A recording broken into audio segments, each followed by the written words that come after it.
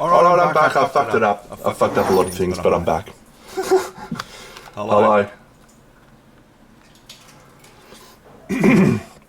Alright, let's give you a quick update, quick status update on the vampires. It's going well. We've probably hit that point in the middle of the project where everything feels like it's taking a long time. And yeah, just overwhelming sometimes with how much work there is to go. But the good news is that I like all of the elements so far. And when we put it all together the other day, I think we managed to establish a few things that needed improving.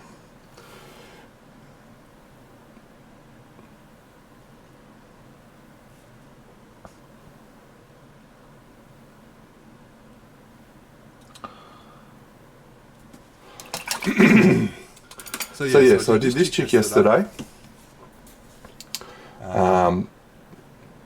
Just sort of sketched out all of her values and worked out where all the bits and pieces needed to be.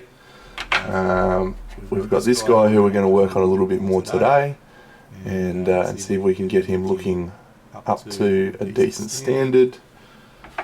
We've got this guy who I haven't done much on, but he looks fine. And then we've got the throne and the dude. So we've got a fair bit of work to go on this guy.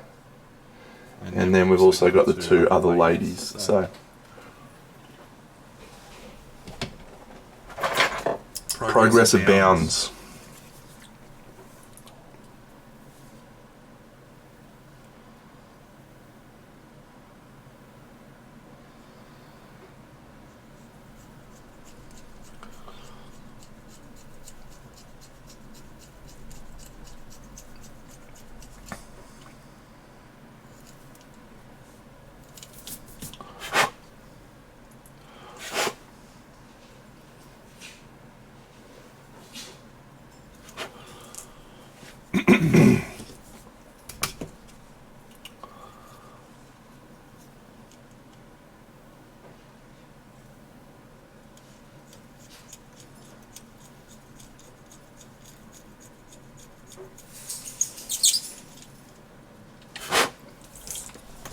Ooh.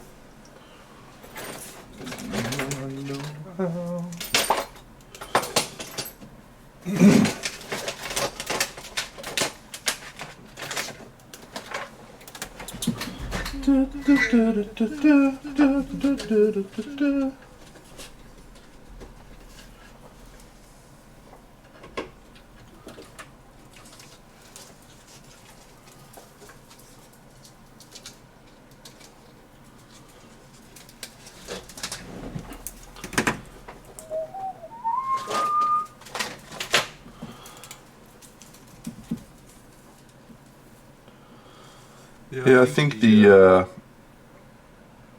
tricky part of the project is usually about 2/3 of the way through. Because that's when you still feel like you've got an overwhelming amount of work to go.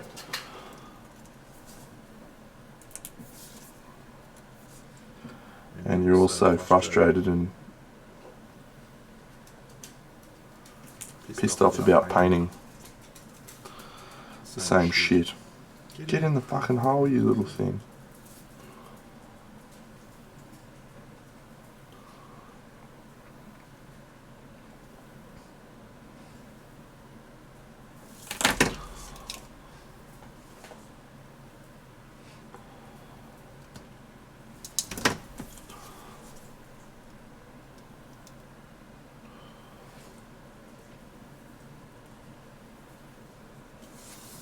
The club can't even handle me right now. G'day, Scarabost.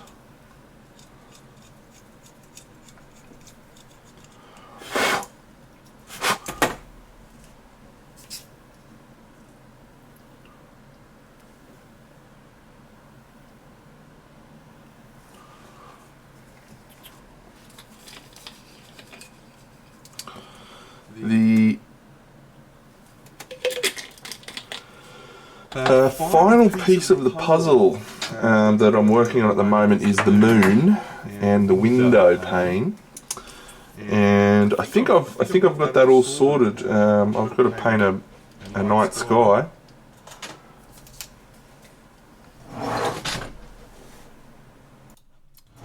How's that? G'day, Jared. Haven't seen you for a while, buddy. How's things?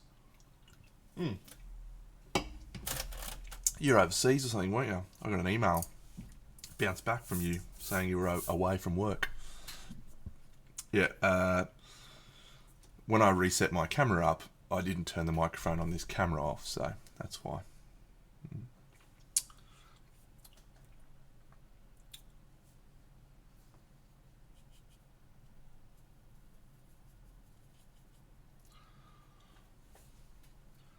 Beautiful New Zealand.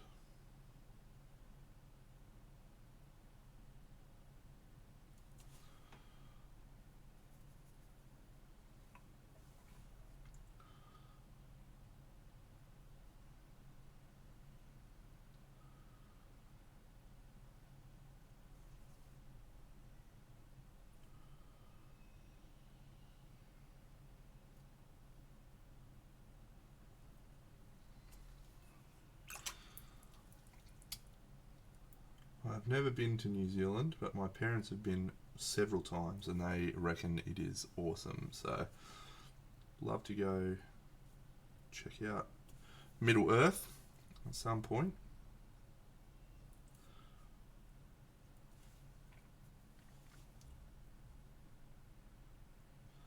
Maybe next year.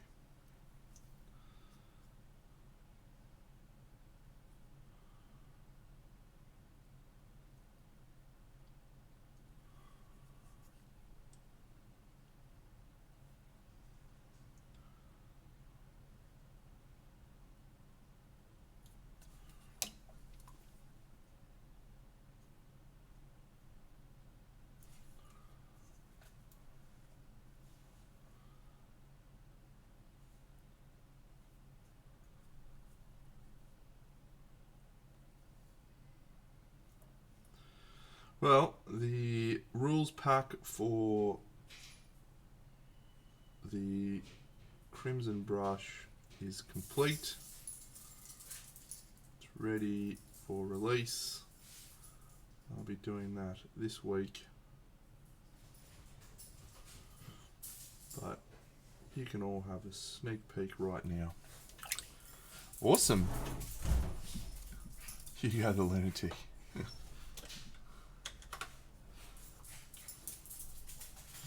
You know I know how.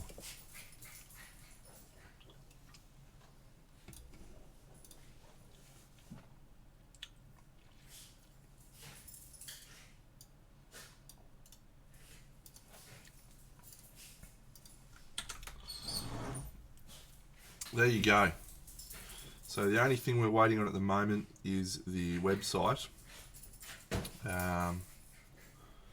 from Jimbo. Just want to make sure that's all locked away, which it's not quite yet, but it will be very, very soon. So that's the only thing stopping us releasing. The diorama's been cracking along.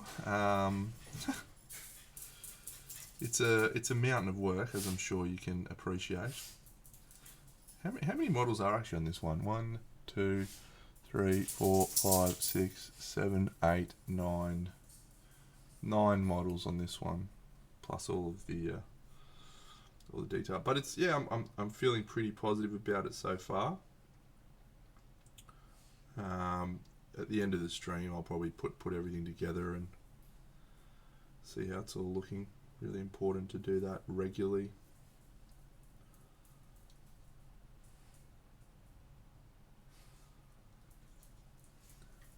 Okay, top.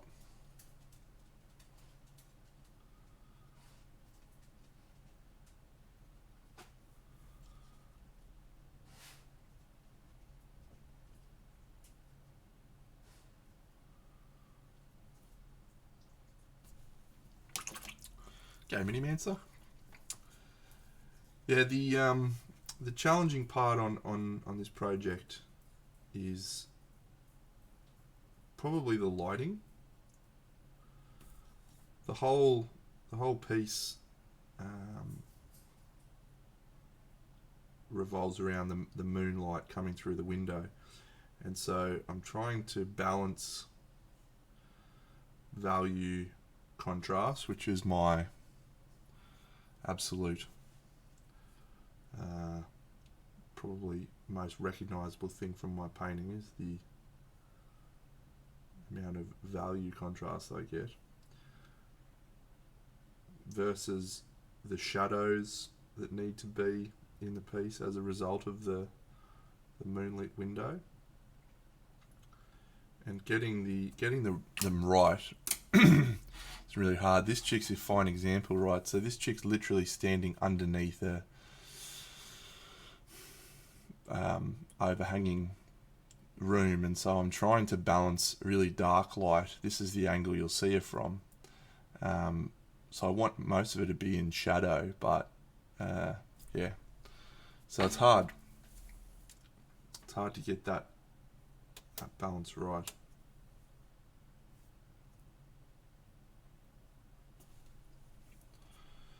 I think the green ambient's working pretty well.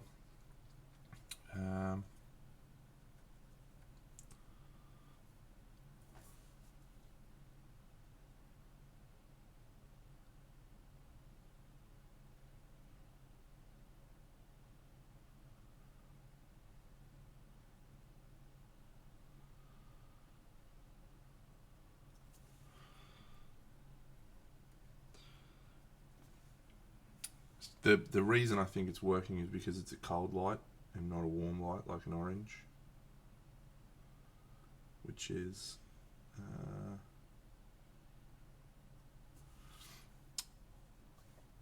something I need to fix on the other piece, the throne.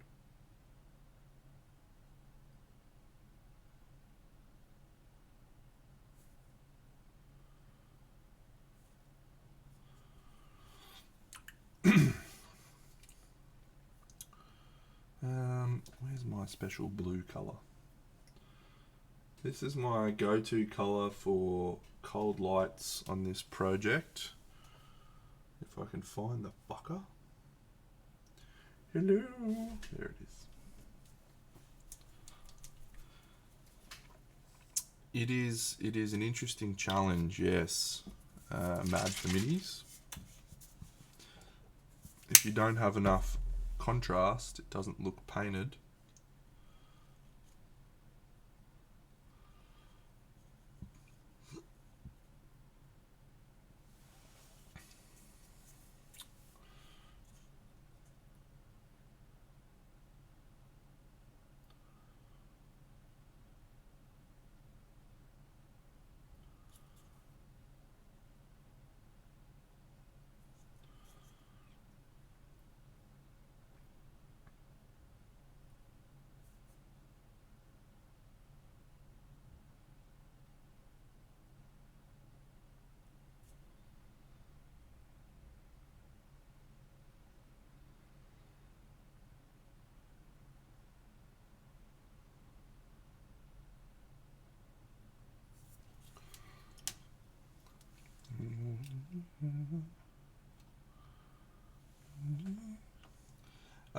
No, I don't believe I did.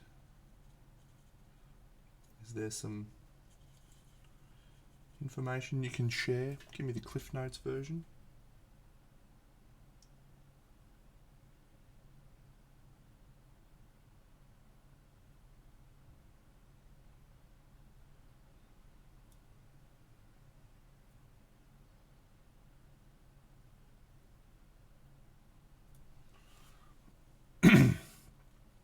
Cool.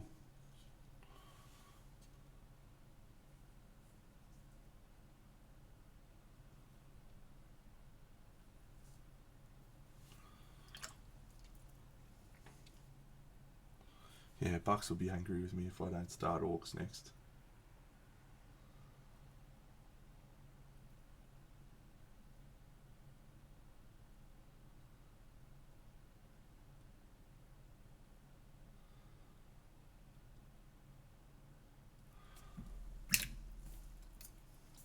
Mind you, Bucks is an idiot, right? Because he's just like, yeah, let's paint those models. It'll be so great. He doesn't have to fucking build the base, the dickhead.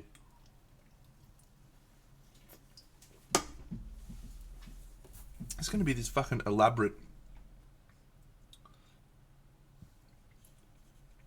ship base.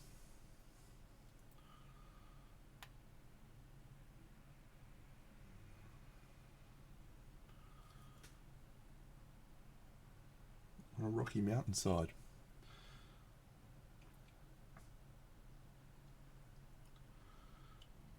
That's exciting. I don't think there is a legendary version of the spider in the game.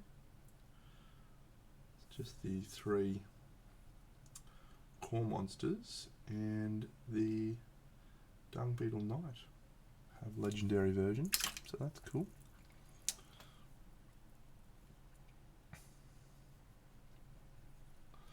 So this colour that I'm using is called light sea grey, and this is my cold lights. So anytime I'm highlighting something that's in the shadows or in the moonlight, that's my colour that I'm using. Now I'm still adding other colours to that, like pastel blue, if I really want to pump up the value, but that's my go-to colour for this piece so far. And it's got two reasons I'm using it. First, because it's a grey. So the grey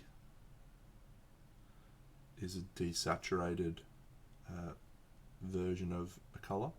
So it's light and desaturated, which is the two things that I'm looking for to... Cool, man. I'll have to check it out, because judging the KDM stream's given me some pretty keen to both play and paint KDM.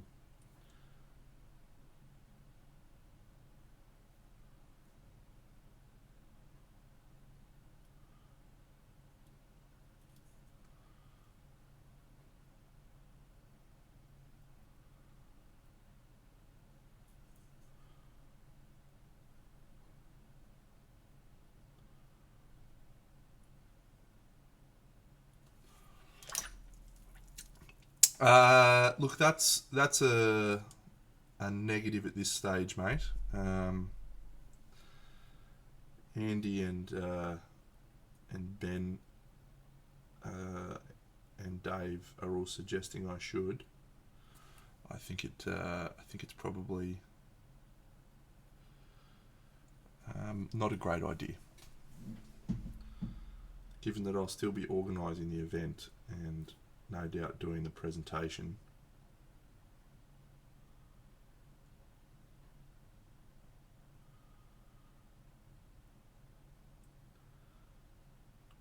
Let's assume for a moment that I was fortunate enough to win an award of some description. I would feel like an idiot announcing my own name. So I think it's best if I don't.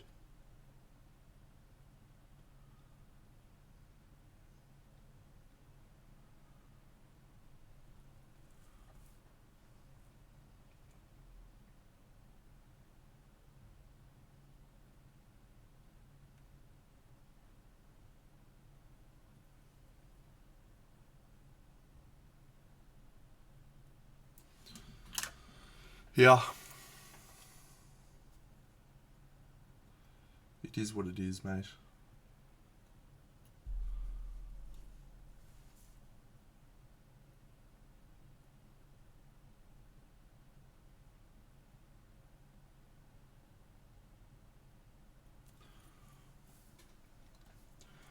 Unskull.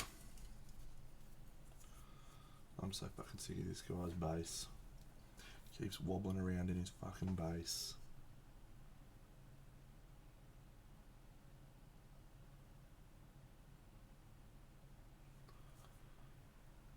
Yeah, crazy standard.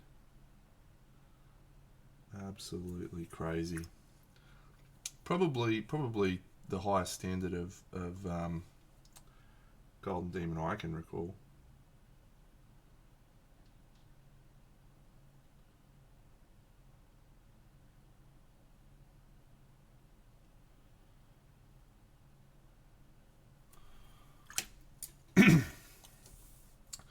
G'day Dave. Yes, Andy's been doing some really good stuff interviewing those guys. His interview with Chris Clayton was quite good.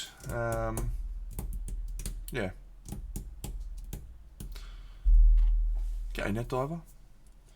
Yeah, the interview with Chris Clayton was awesome. Very, very good. Let's move this skin color into a greenish tone. So we might use my pistachio. That is exactly the same Chris Clayton indeed. He first entered, in the interview he basically said in his first Golden Demon he entered was in the 80s, and then this is his first Slayer Sword 35 or something years later, which is pretty awesome. I like that. I like it a lot. Nice one, Deno. No, there's a colour I'm looking for. Duck egg green. There it is. G'day, Kung Fu. Love this colour. Anyone else get colours that they basically forget exist for a while, and then all of a sudden they're like, oh yeah.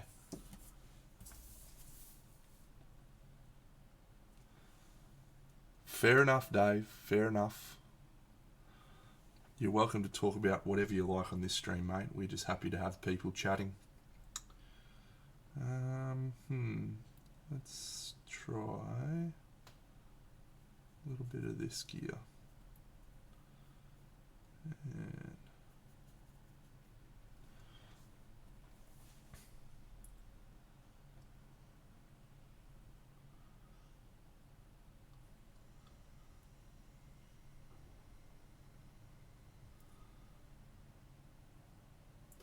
I think I'm just a big fan of painting in general, and whoever Para.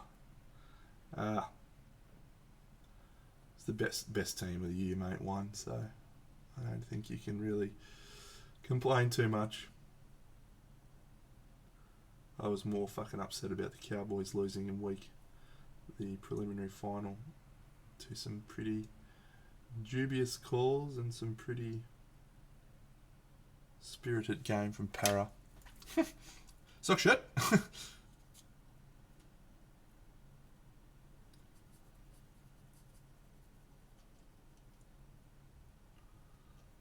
Alright, bit of green.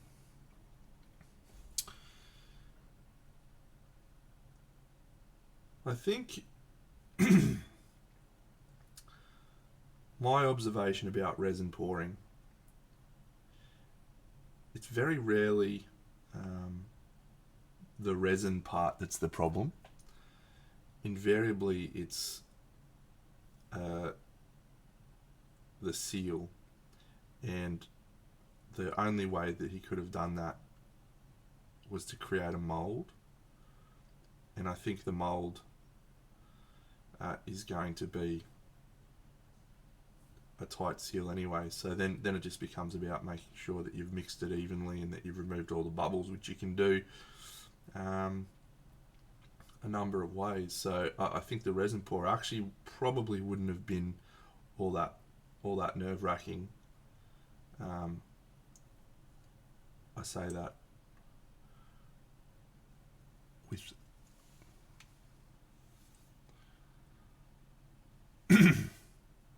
yeah, the obvious, yes, of course it would have been stressful, but I don't think it would have been as bad. Thanks, Net Diver. I was just saying before, I'm keen to maybe play some more Kingdom Death soon. I have not yet played a People of the Sun campaign, so I think that's what I'll do. Put in the Dragon King as a quarry. Well, yeah, I've done a number of them now, and I've had a couple of them go wrong. And when you've had that happen and you've managed to fix it, it becomes a little bit less worrying. Like my my Camelot pour, I had fucking resin pouring into the crypt scene. We managed to fix that. So.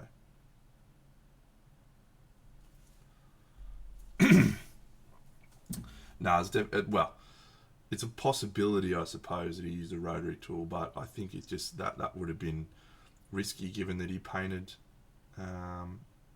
Any misstep with the rotary would have been a disaster. So the mold just feels like it would have been pretty straightforward. It's pretty easy to make a silicon mold. If you haven't watched Mini Bricks is a YouTube channel, and they make a fair few diorama projects, and just making you can paint a synthetic mold thing.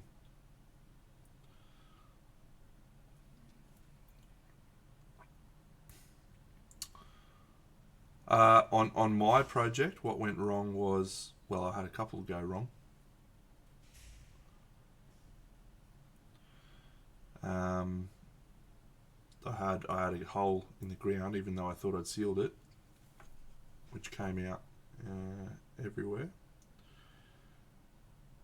I've managed to avoid the bubbles for the most part by using a little heat torch.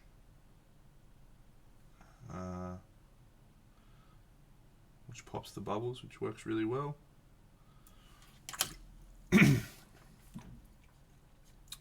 Yeah, Mini Bricks is cool. I like that channel. It's good for inspiration for my projects. I think I've said this before though. This is what annoys me about those channels, right? They're all really bad at mini painting. And so I see these absolutely incredible dioramas and I'm like, you guys are fucking absolutely legendary. And then they crank out some fucking dog shit miniatures. I'm just like, what a waste. What a waste. So that's the niche that I currently live in at the moment, is trying to get much, much better at dioramas, but then also paint my miniatures better than those guys.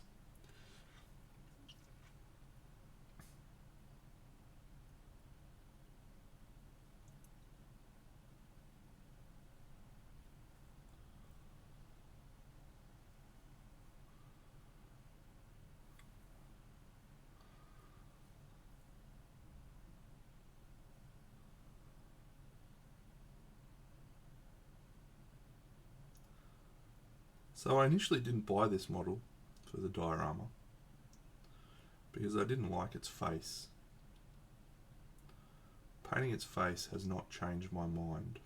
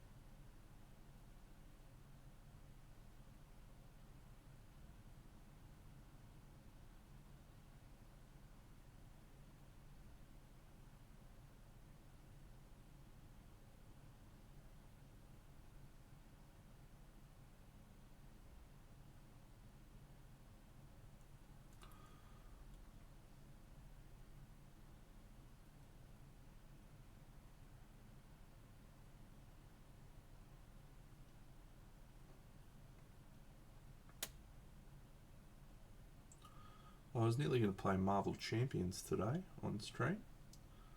The new Mutant Genesis pack just came out, which is X-Men. Da-na-na-na-na-na. Da-na-na-na-na-na. Da-na-na-na-na-na. Da-na. I loved X-Men.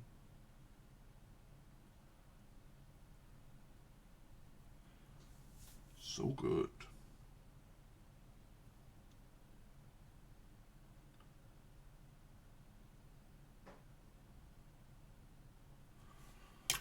Yeah, Deadpool.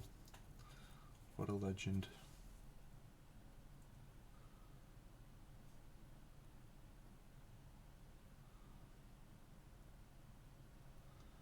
It's hilarious to me how much Ryan Reynolds literally is Deadpool, hey? Yes, Marvel Champions is exactly like Arkham Horror, except with Marvel superheroes. It's probably got less of a story campaign bent than Arkham Horror. Still is a storyline, but nowhere near the extent of Arkham Horror, which is Arkham Horror's strength. See you, Jared. Arkham Horror. Yeah, I played 2 campaigns of it. 2 campaigns. Well, yeah, one of my mates got all of the models from it. So, all the cards, I should say. All the cards from Arkham Horror. Literally everything they've ever released. So, yeah, it's awesome. The narrative in that game is unreal.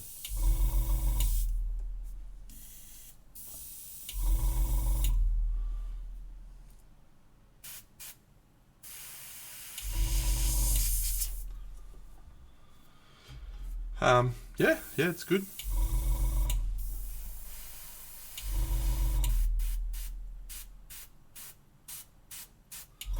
I mean, I play board games every week, so multiple times. Playing more Oathsworn this afternoon. I'm up to chapter 11.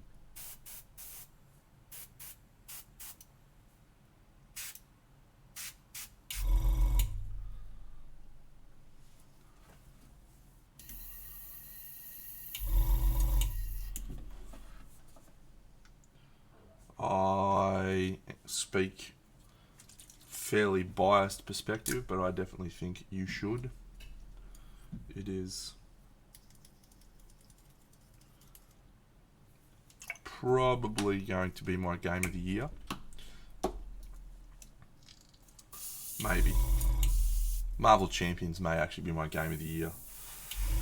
If I in terms of actual plays, Marvel Champions has got like 70. And Oathsworn's going to have max probably 20, 25, depending on how far my other group gets progressed in the campaign. So, but yeah, it's very, very good.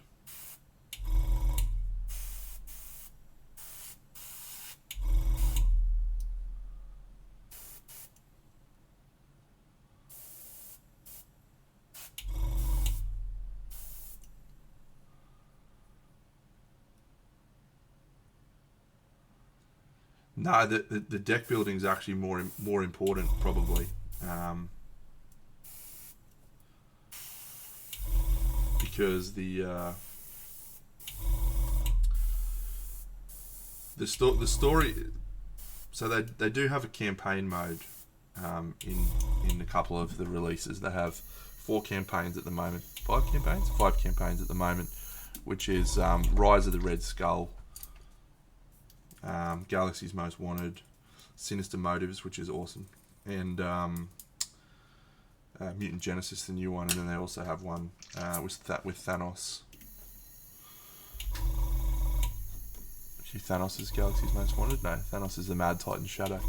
So, and those campaigns are 5 linked scenarios that you play against the specific villain in each scenario, and the story of what's happening in the things ties together. So, for example, in Rise of the Red Skull, it's all about the Power Stone, and so the first mission is against Taskmaster, who is trying to steal the Power Stone from Avengers Tower, and so it's a pretty straightforward scenario. Taskmaster comes in and Crossbones comes in and attacks some dudes, and you have to try and stop him. the end of the scenario, Crossbones steals the thing anyway. Doesn't matter if you defeat him or not. They still steal the Power Stone, which takes you into scenario 2, which is Absorbing Man, who tries to slow you down. And depending on how many Absorbing Man scenarios, all about these little counters that slow you down, depending on how many of those you end the mission with, will impact the final scenarios. And then the next one is Taskmaster. You have to go and try and free heroes. It's the Reality Stone, not the Power Stone, I should say. Because, they change reality. Then the fourth scenario, you have to go to Zola, Arnim Zola, on a island, the island of Dr. Zola. And it's an awesome mission. Well, they're all boss battles. There's no exploration. It's not like Arkham where there's rooms to explore around. It's literally just fighting minions and bosses.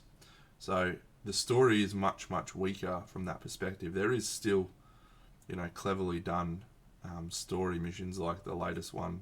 The first mission in Mutant Genesis is about rescuing Senator Robert Kelly from Sabretooth. And so Sabretooth is attacking him. So the whole time you have to defend Senator Kelly from Sabretooth's attacks. It's quite awesome. You go.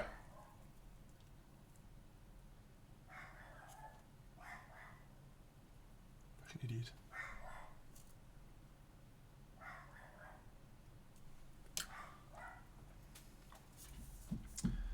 Yeah, that's the way we played. I played Jenny Barnes in the latest scenario we played, which was the Yellow King in Yellow path to Carcosa. It's fucking awesome.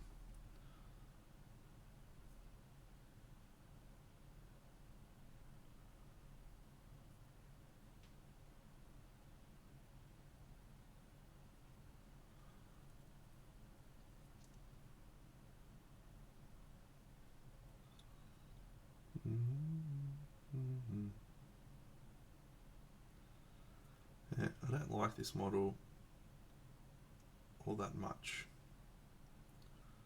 which is a shame, really. Yeah, I haven't done Return to Carcosa, but Sheldo has. He reckons it's unreal, so we might play that soon.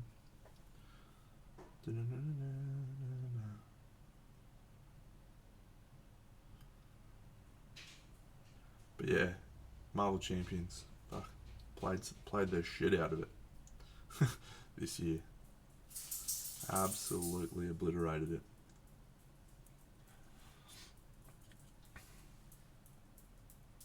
Did you get him, buddy?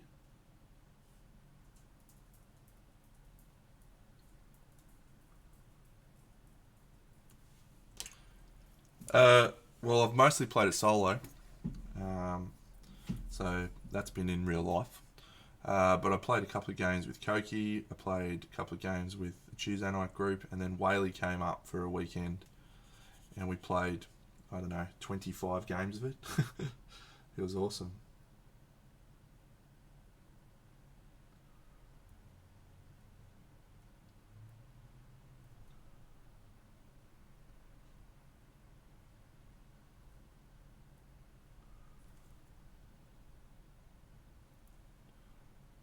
Get in focus, you dickhead.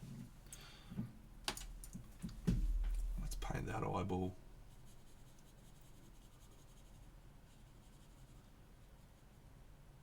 I feel a little bit aimless on this guy.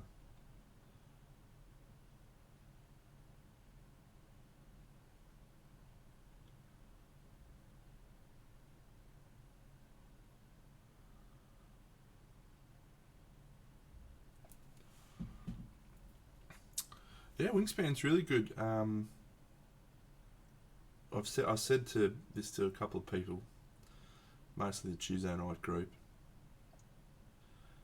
The mechanics of Wingspan are just very, very simple and elegant and well designed and well balanced. The game is a joy to play. The components are wonderful. Everything about it is great. However, I don't ever want to play Wingspan because of the theme. I just don't care. I don't give a shit about birds. I don't care about learning about birds, even though every time we play we put on our best David Attenborough voices, which is quite amusing.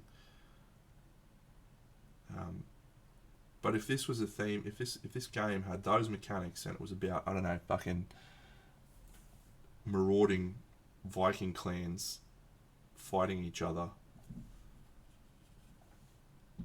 or something, it'd be my game all time game. It would just be awesome. So it's a game that I never say, hey, let's go play Wingspan. If someone says, we're playing Wingspan tonight, do you want to play? I would say for sure. But very, very, very low on my list of priorities to play because of the theme. But it's good. It's a good game. And obviously, it's a theme that works for a lot of people, so more power to you.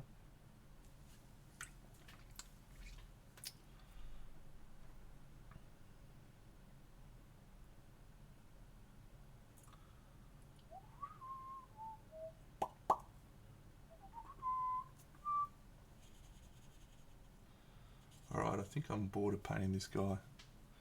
Maybe we should move on to this.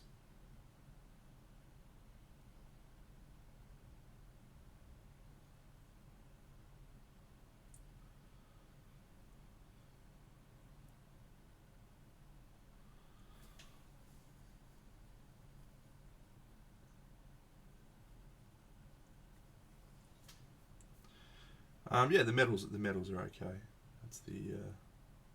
That's the part I was interested to paint.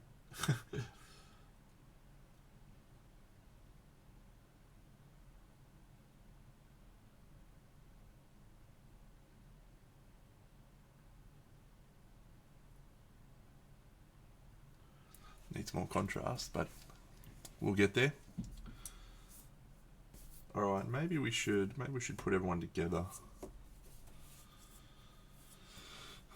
See if we can get some. Nah, I'm not ready to do that yet. There's too much still too much work.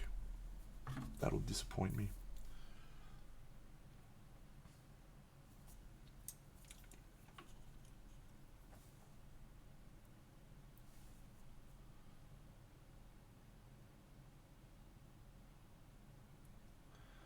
Hello there, human.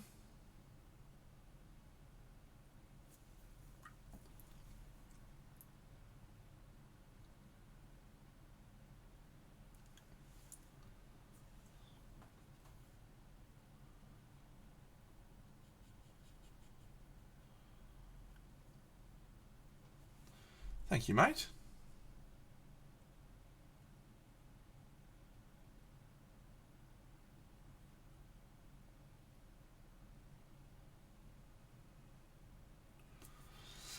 These aren't actually for a game.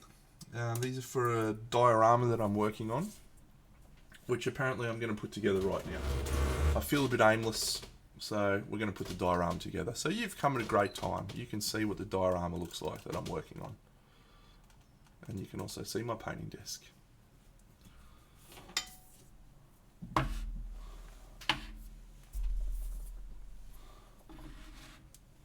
Alright, here we go.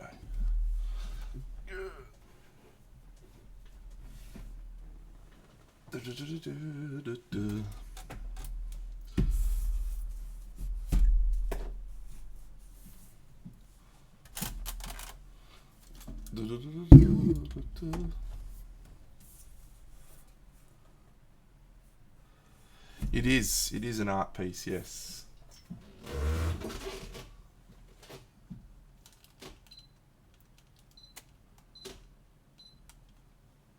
There we go. All right.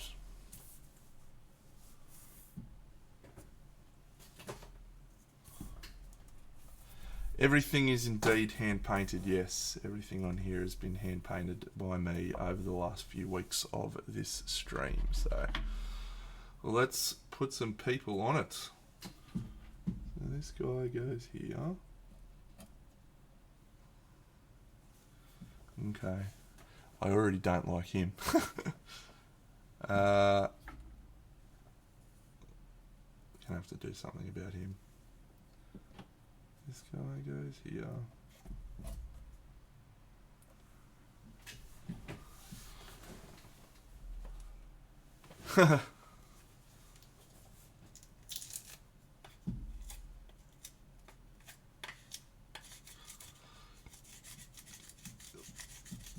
G'day Ralak, yeah.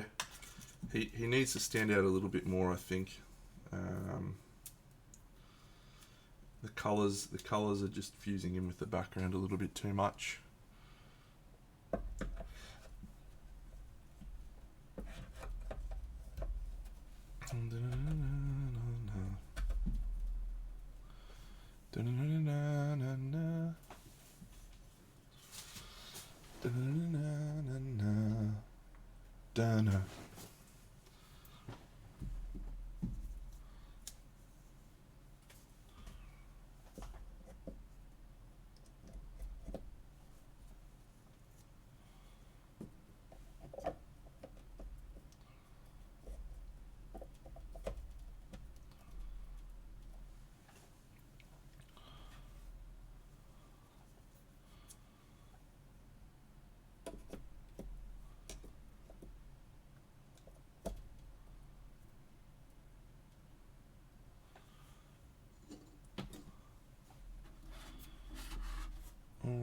Okay, let's go. Let's put this chick in. This will be interesting.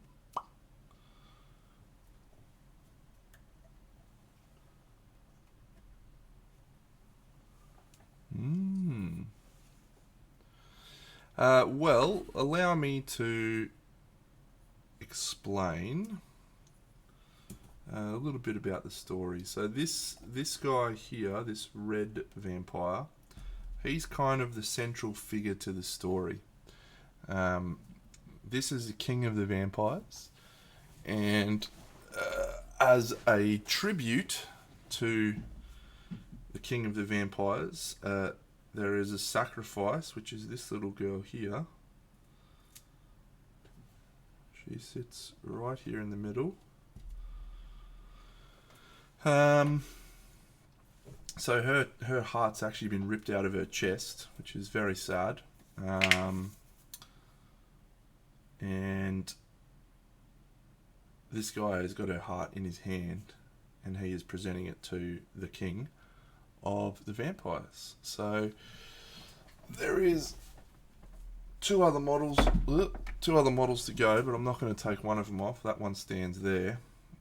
This chick goes up the back here, like this. She's standing there. So that is the diorama. Now, I've also got some LEDs wired up here with a moon. Look, a circular LED. So the moon sits up here in the window and lights up, which is really cool. Yeah, so probably no, just a diorama, mate, just because it's what I like to make.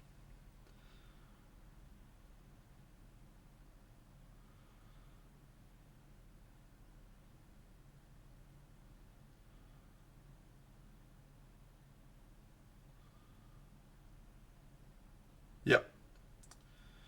Yes, a present for the king of the vampires. Tribute.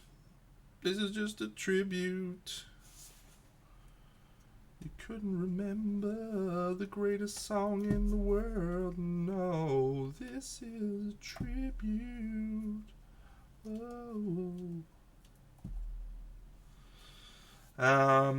Alright, so what I'm looking at now.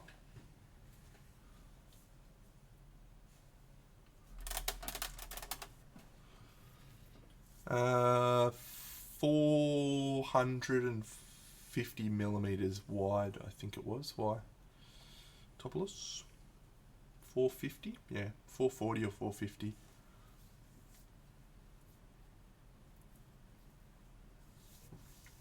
was large.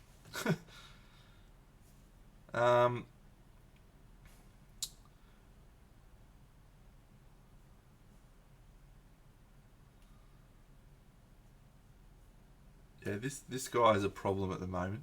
I need to fix him. Or probably what I need to do is darken this place up. I'll just turn on the lights, LEDs.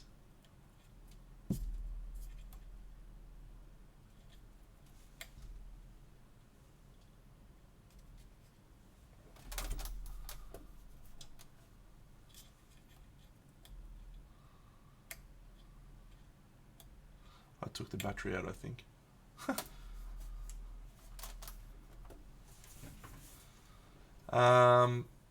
Yeah, alright, so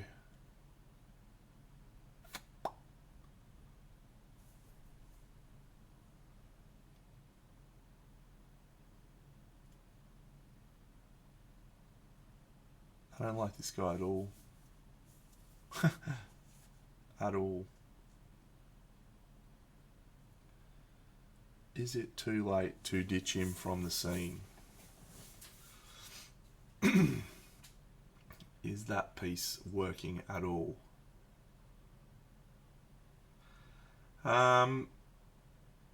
So the model itself is very busy. So as an example, this guy here, he's a very simple model, just basic shapes. And so what that allows you to do is create a really big contrast, a really big value.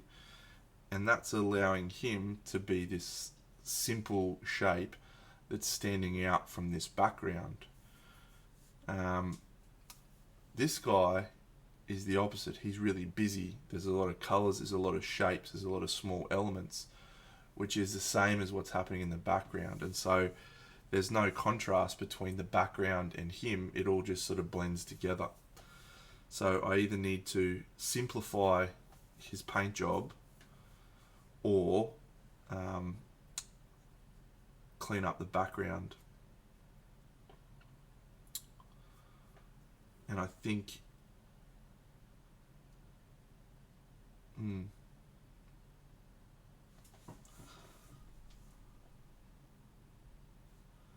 not sure yet. This guy's green needs to be reinforced around here. So the green light.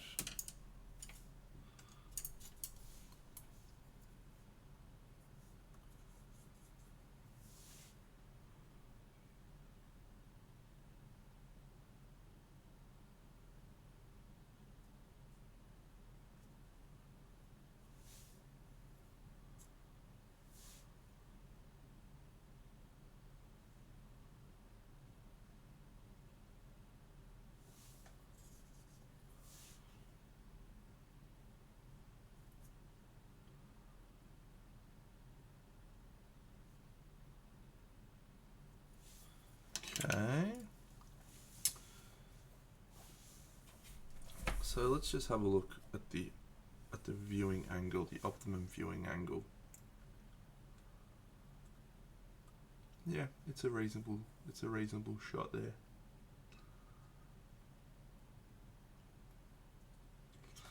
This guy looks better from that optimal viewing angle, because instead of being lined up with this piece, he's lined up with this backdrop here, which actually works better.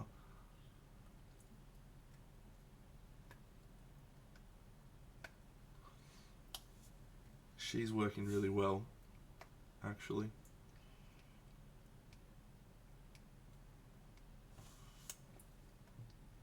We need green light on that guy. We need green candles here. We've got so much work to do. This is why I didn't want to do this.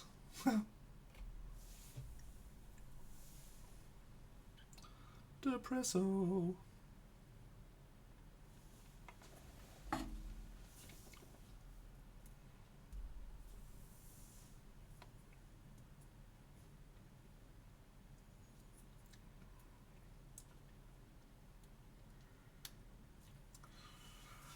Yes, but so much work to do.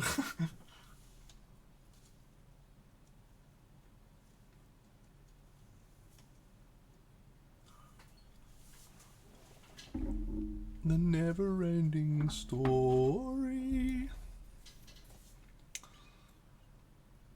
It's weird. I wonder why I am feeling like this on this piece. Because I definitely didn't feel like that on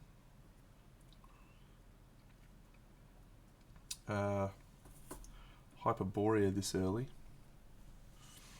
Allow me to show you. All of the figures have little pins with holes in the ground that allow me to stick them down. So that also allows me to attach them to these little bases to hold on to them to paint them. And boot.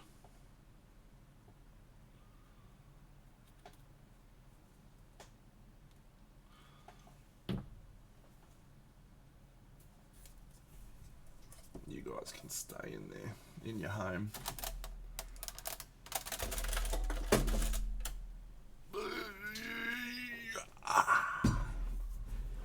Alright, I have some purpose at least.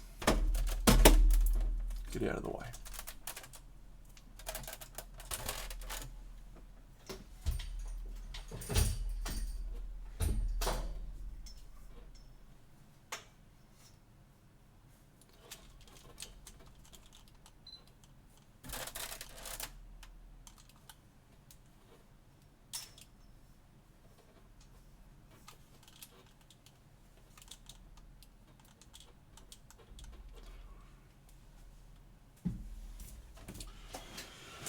Alright, so green light.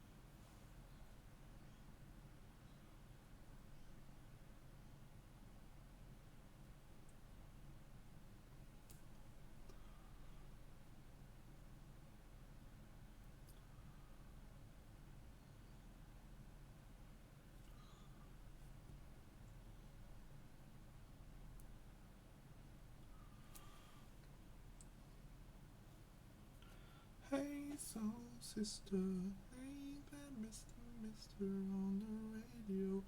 Stereo, the way you move, they know.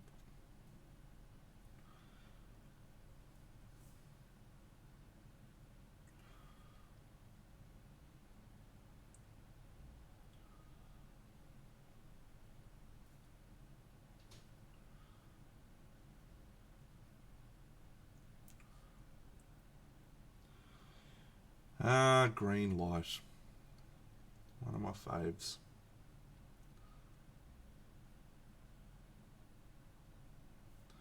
Takes me back to the old War Machine days. The Cricks.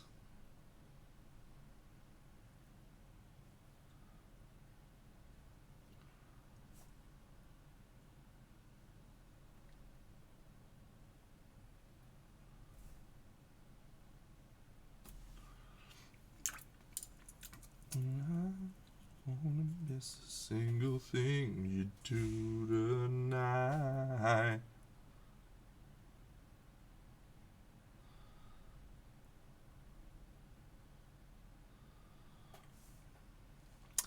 No, these these figures are all made by a manufacturer I really like. His name's Karel Rudik. He makes miniatures, so all the vampire pieces are from his collection of vampire models, but the scene and the composition, the fusing all of the models together, that's all all mine. My idea. My work.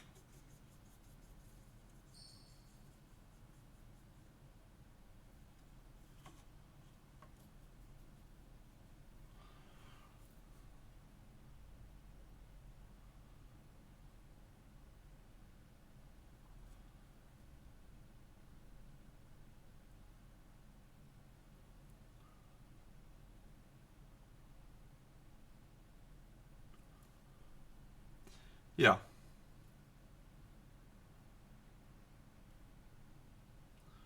But I will say that it's much easier to come up with a composition when the models are really cool.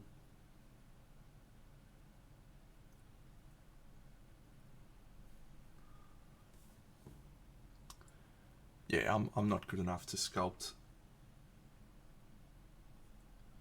figures, so I just do this sort of thing where I take them.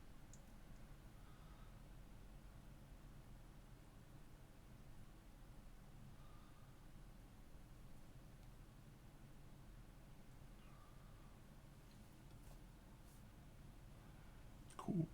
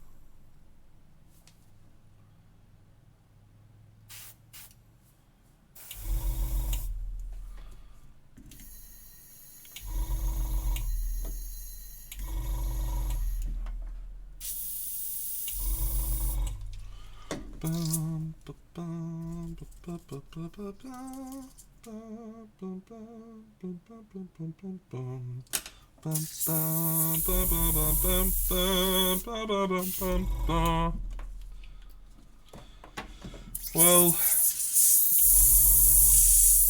the end is still a long way from being in sight, friends. I've got a list of things, a laundry list of things that need to be done. So I need to add grass and tufts and stuff to the base. I need to paint the background for inside the window. I need to repaint the candles on that guy.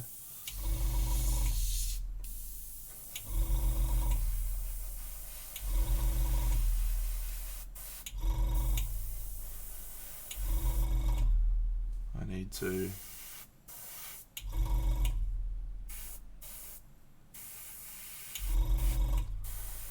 completely paint two of the models.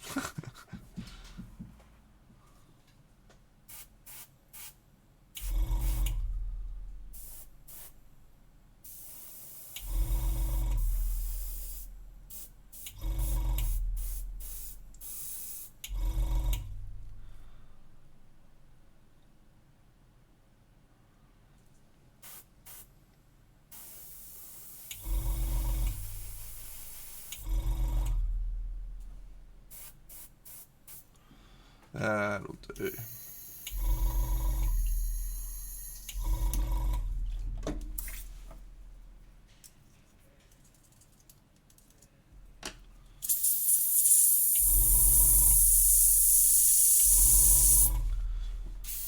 Alright, the piece that's getting me down is this dude, so I think we should do him and try and figure him out. So how can I fix my mistakes here? That colour, I'm just going to do that steel. Alright. Come on, Deno. Get your head in the game, son.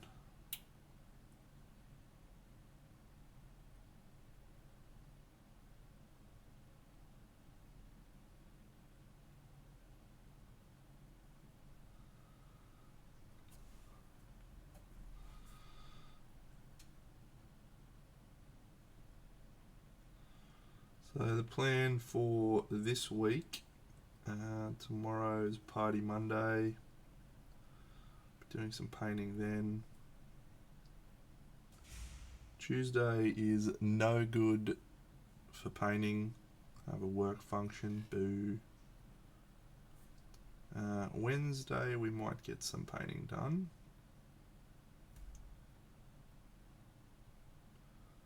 Thursday we might get some done, but probably not. Friday will be the next day that I'll actually be able to do some painting.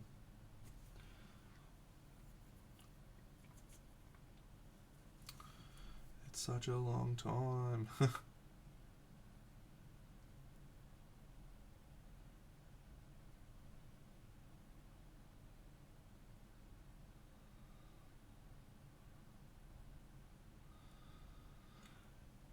Yeah, when I was doing Camelot, I felt like I had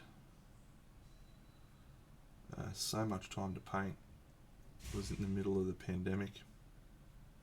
Well, not the middle, but certainly.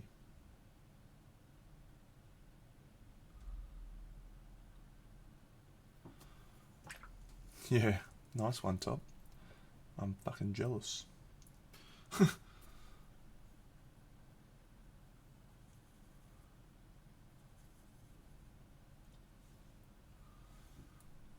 Yeah, it's just much easier to find a couple of hours here or there.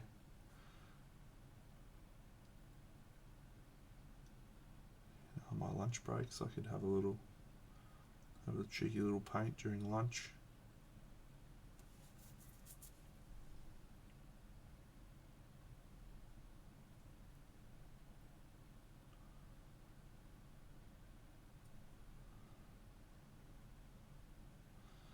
I feel like I have not had any spare time on this project at all, or any spare time to paint.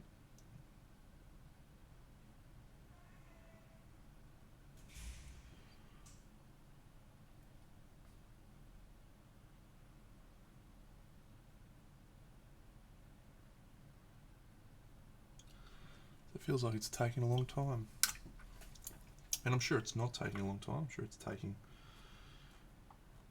exactly how long they always take, but it just feels that way. Feels it.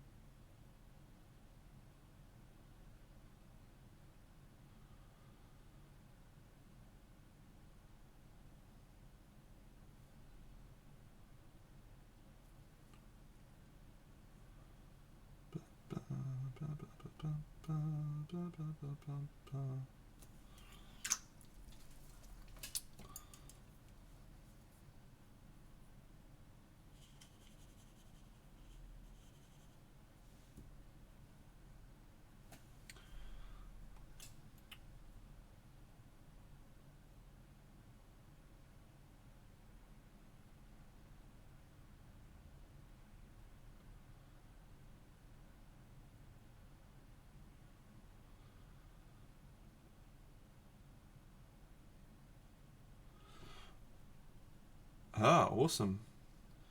I am not much of a drawer. In fact, when I plan out projects like this, I do little drawings of them, and they are terrible. And it is often discussed how terrible they are.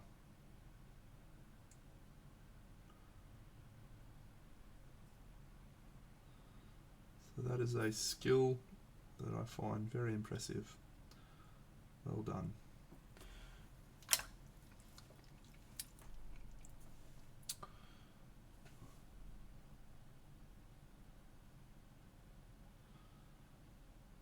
Yeah, the lockdown's been really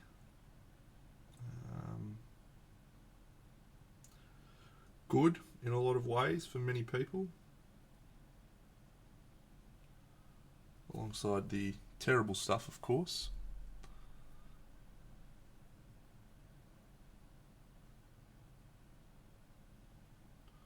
But yeah, I know a lot of people have managed to pick up some new hobbies or re-engage with some old hobbies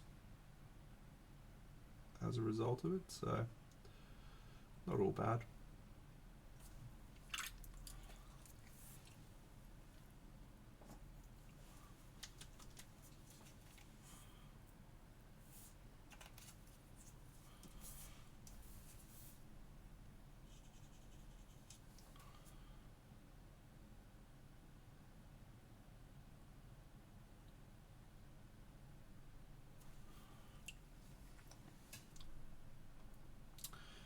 Yeah, everyone had a different experience during lockdown, and even so, my experience was pretty much nothing. In Brisbane, we didn't really have any restrictions for a long time. It was sort of business as usual for most of us. But my company, which is head office is based in Melbourne, had huge impacts and is still having impacts to this day. And we had to follow the rules that were implemented in Melbourne, which was pretty challenging at times when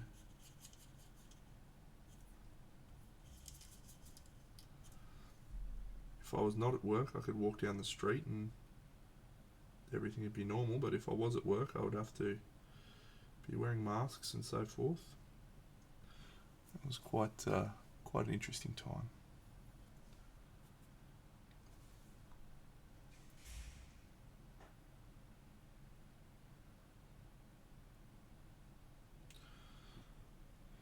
Yeah, my girlfriend's got a trip over to Europe coming up in about 9 weeks, and it'll be really interesting to see how it goes. I think it sounds like most of the rest of the world is starting to turn back to normal a little bit, which is exciting. Dun, dun, dun, dun, dun, dun, dun, dun, dun, dun, dun.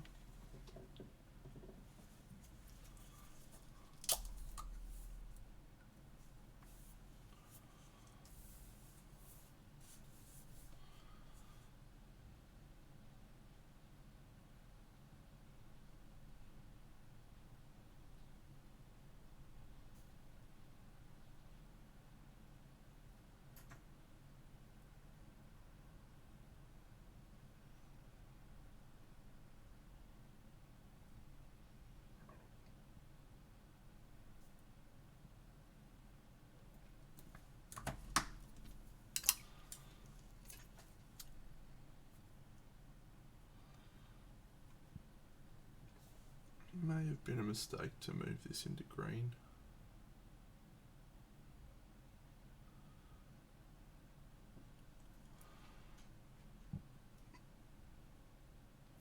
Yeah, fuck. Commiserations, champion. Yeah, as I said, my head office is in Melbourne, and yeah, talking to my colleagues down there was just yeah, a really challenging time for many of them.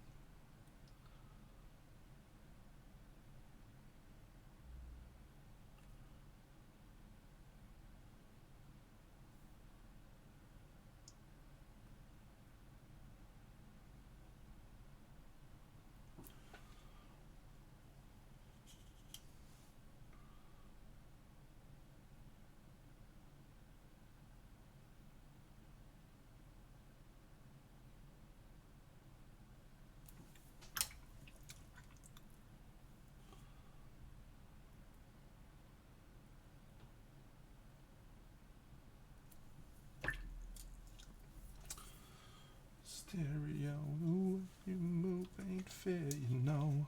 Hey, soul sister, ain't that Mr.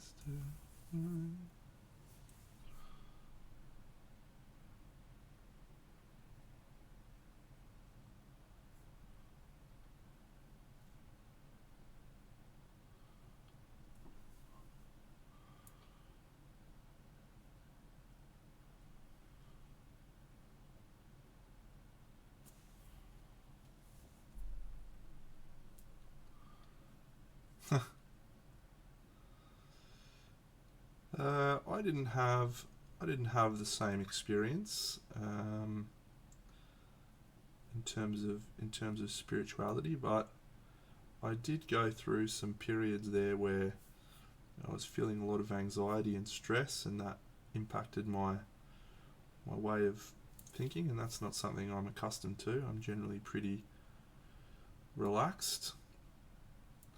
So that was an interesting change.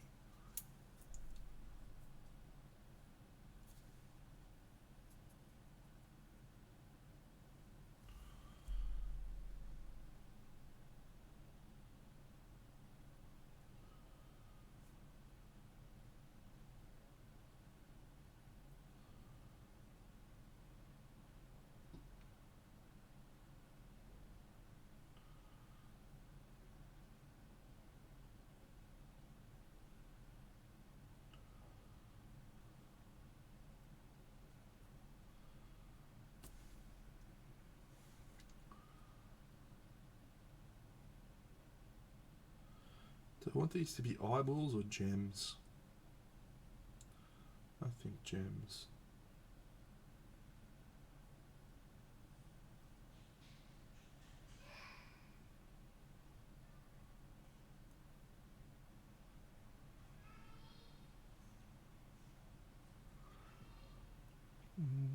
My name is Jonas, dun dun dun dun dun dun. I'm carrying the whale. Thanks for all you've shown us, dun dun dun dun dun dun. This is how we feel. Come sit next to me, pour yourself some tea. Yep. It's a good observation.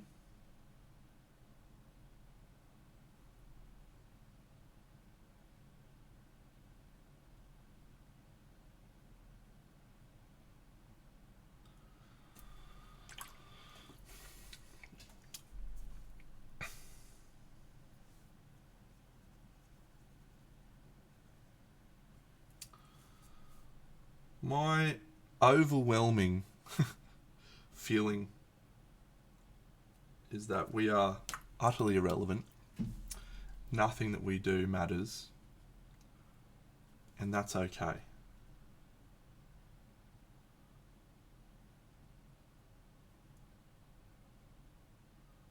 Because when you realise that nothing you do matters, the only thing that matters is what you do. Which sounds dumb, but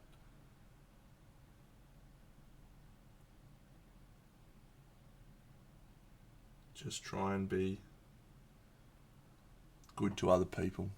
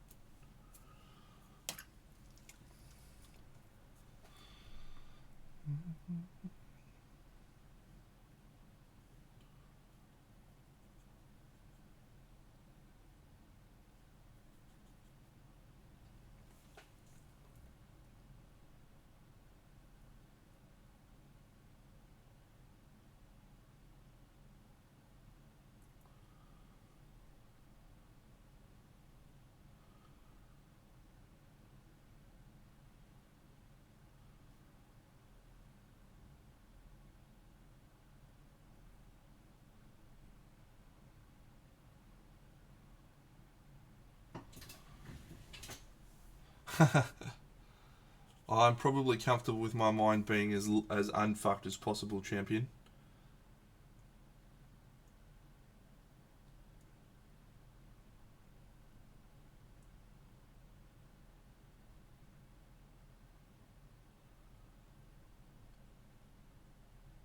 I also think my brain is probably too small.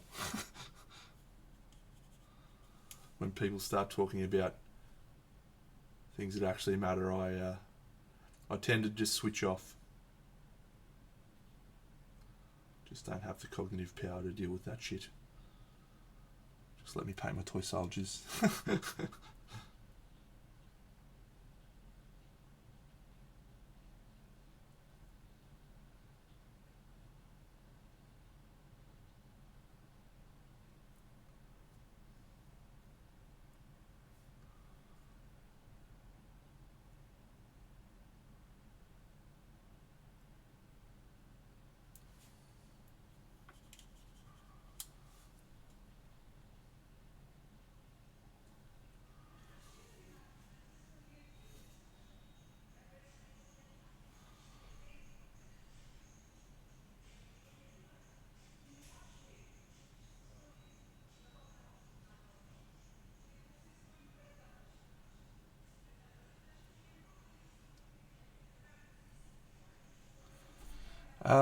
Yeah, very, very much so. It's very relaxing exercise for me. I've been doing it for a long time, and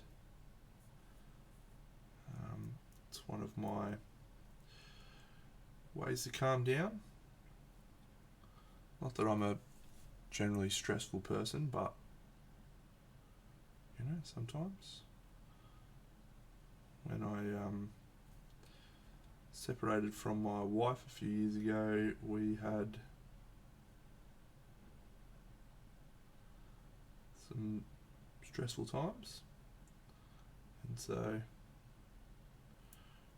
during that period I found the painting to be very, very important.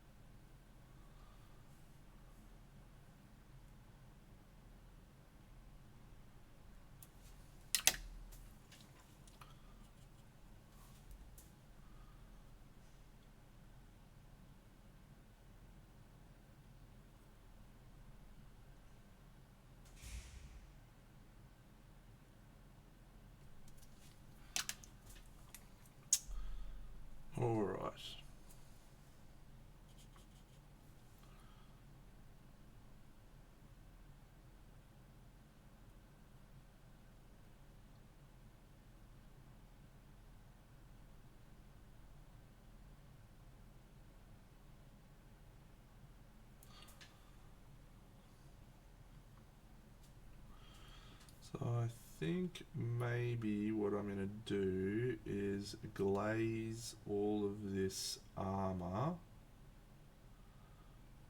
with a steel color to maybe just try and harmonize and unify it a little bit more.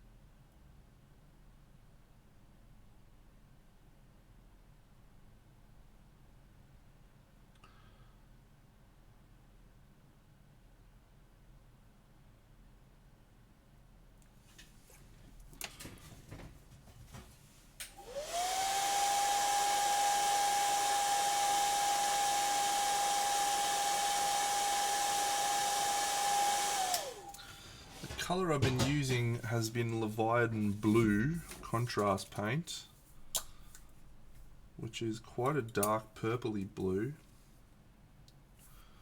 I'm actually going to mix some black into that. Let's see how I feel about this.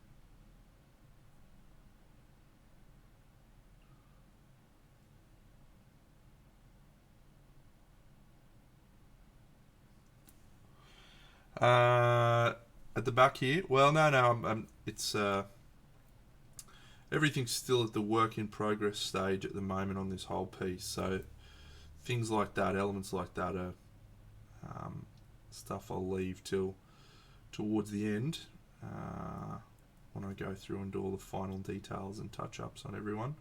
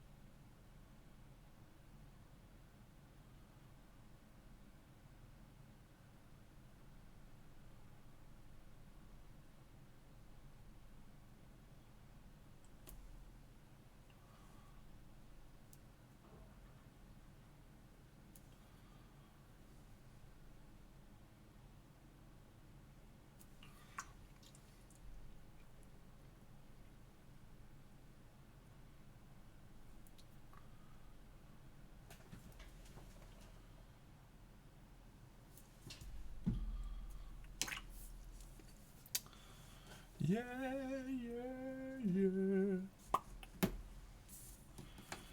Workers are going home.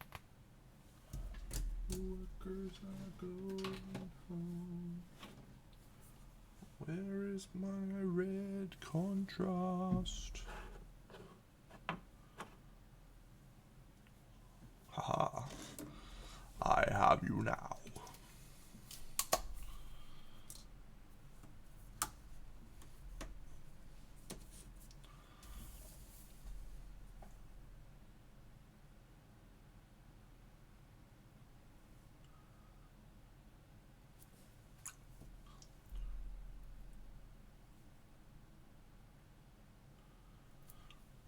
Go Weetabix.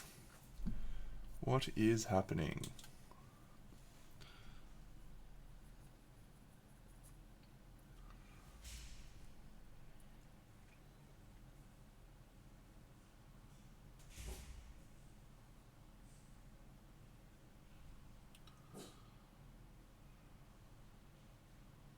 So I find one of the most important things on this project, or projects like this, is the viewing angle. So this guy, his viewing angle is actually this. He's walking across like this.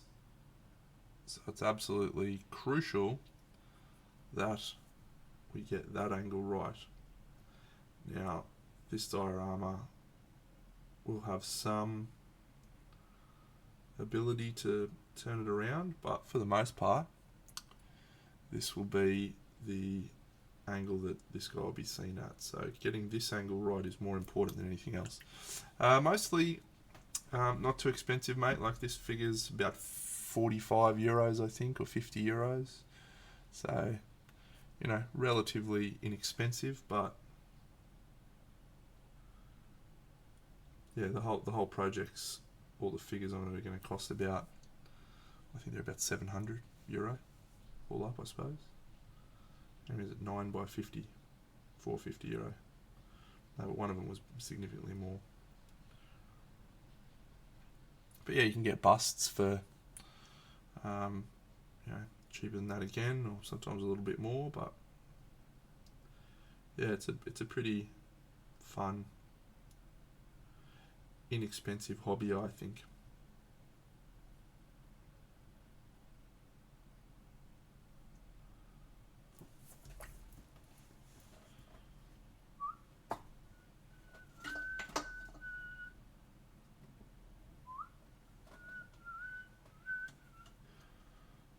Yeah.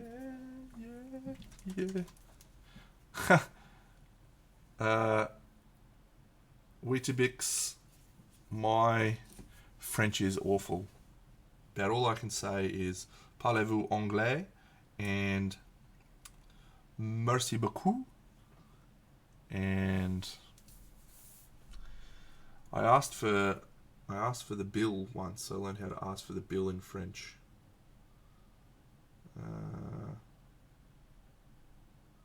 However, I did a very bad job.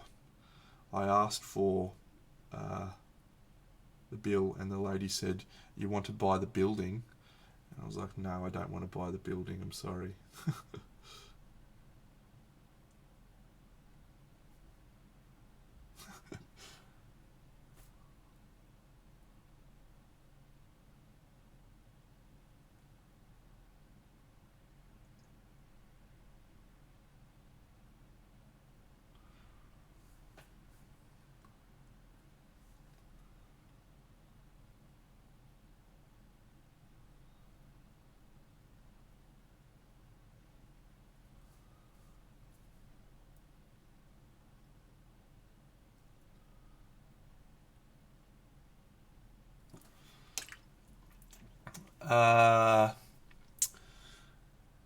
Gracias, John Semperteguy.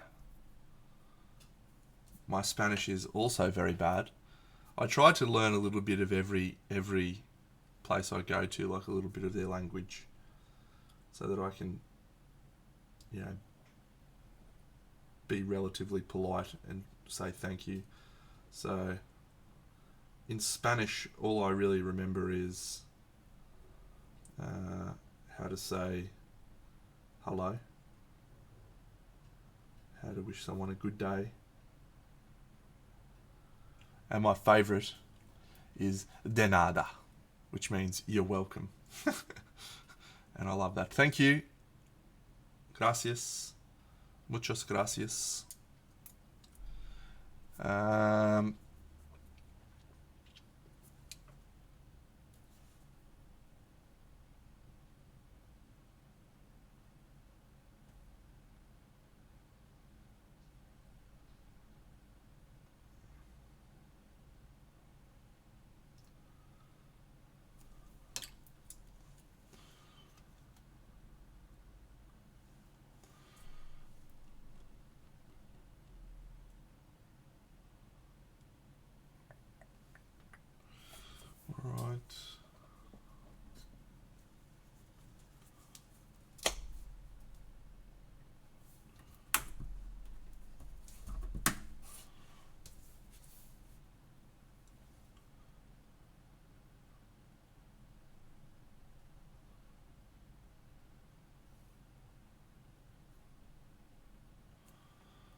See you later, human. Appreciate you stopping by and sharing your wisdom with us.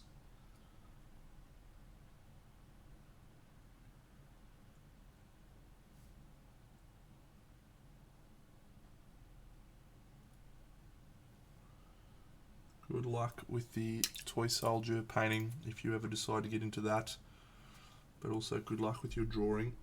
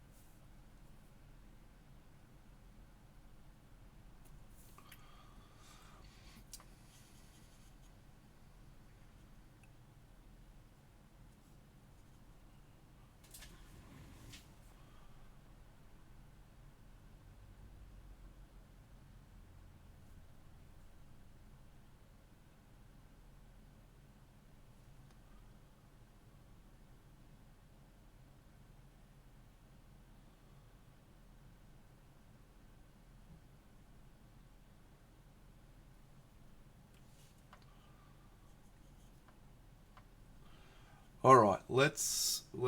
I feel much better about this guy now.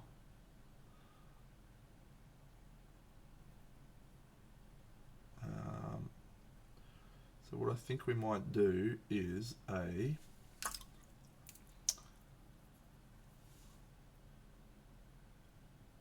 matte varnish.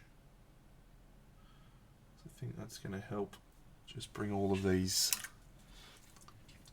elements to a little bit more of a finished look,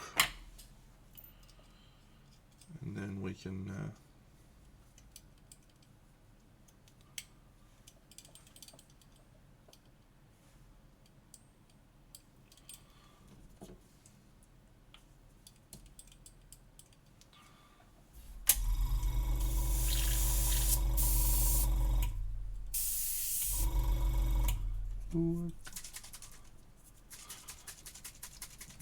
yeah, it might be worth matte varnishing a couple of them actually.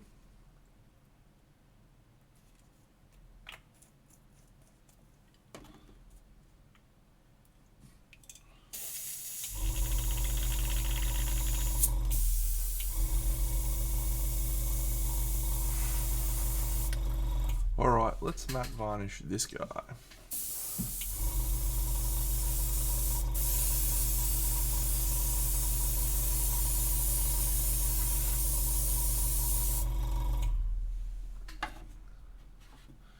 And this guy.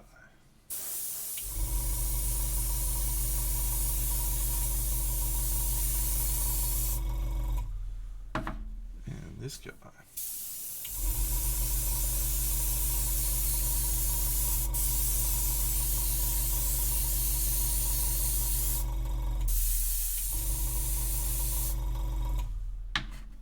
This chick.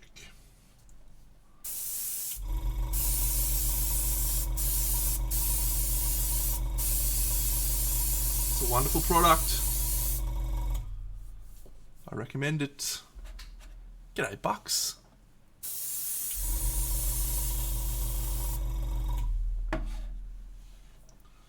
How are you, Bucksy?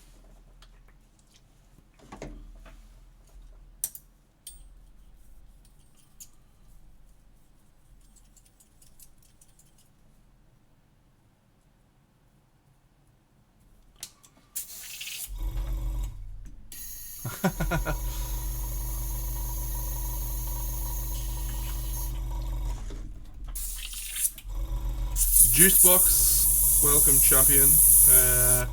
The varnish that I'm using there is this one, which is the best varnish product on the world's planet.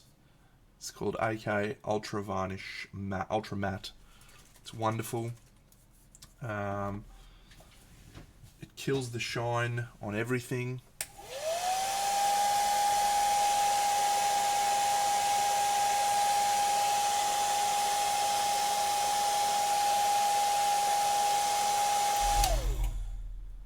Yep, it's a wonderful, wonderful product.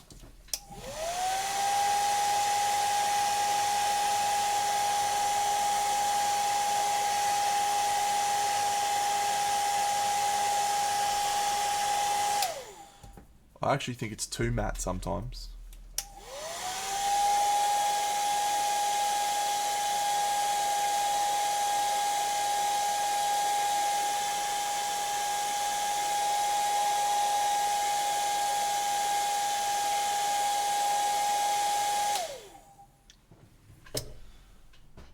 Thank you.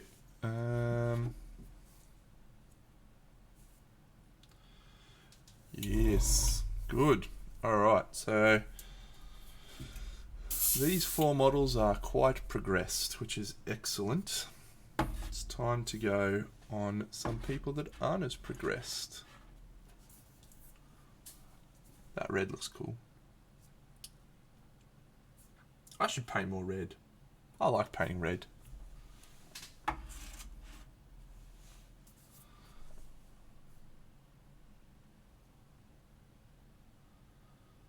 Yeah.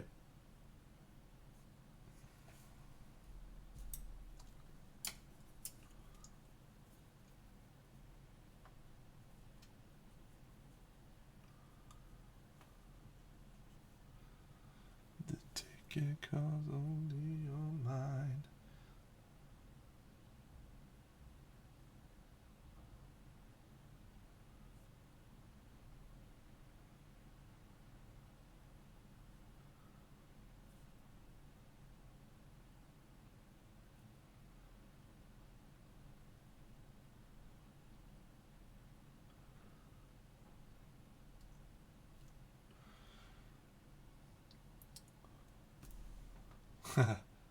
Andy's got to find his own thing, mate.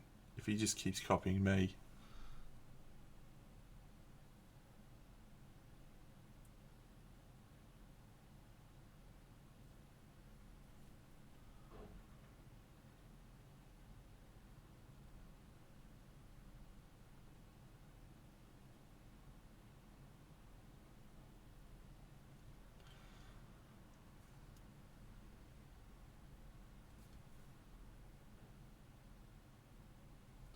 You know, this axe thing was the whole reason I wanted to paint this model. And it was very satisfying to paint, I must say.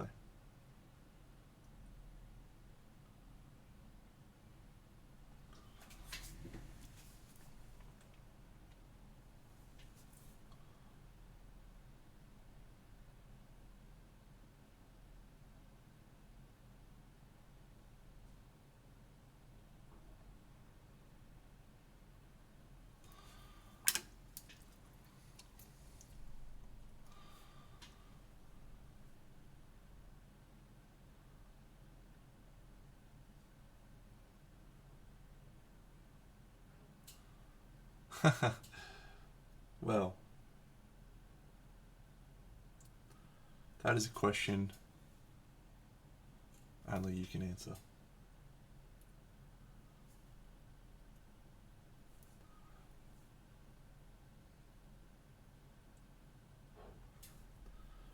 Well, it depends what your intent is, mate. Like, obviously, you're going a little bit buck wild, which is, you know, something you'll want to do. In fact, something both of us will want to do. But one hopes that your intent is to stream of your own accord.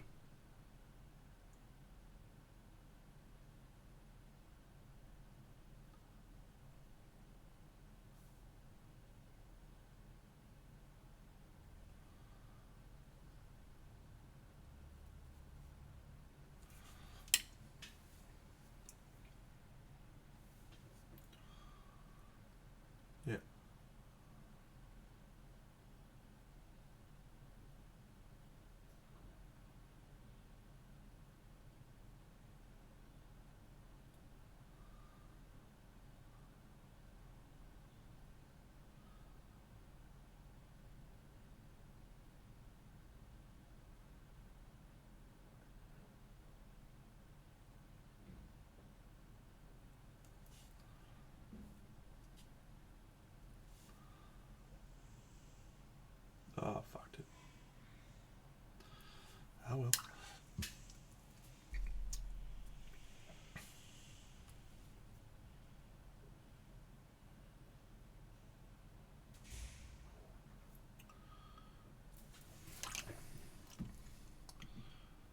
Yeah.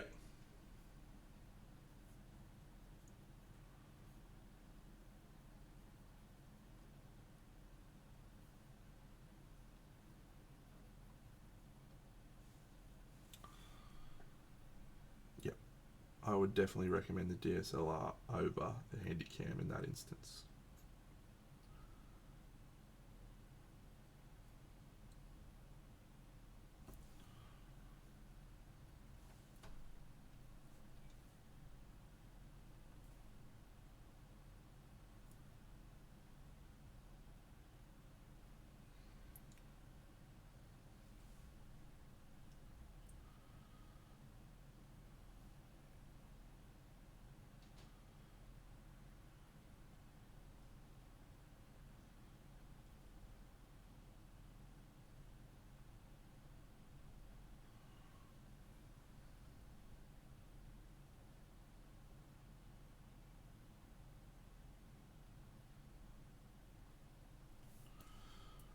Yeah.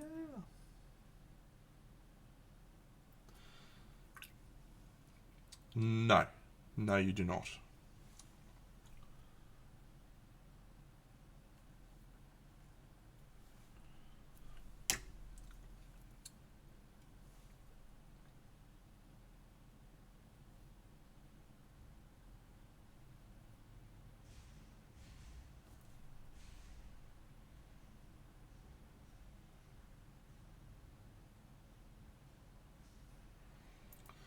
Yeah, Kaylin.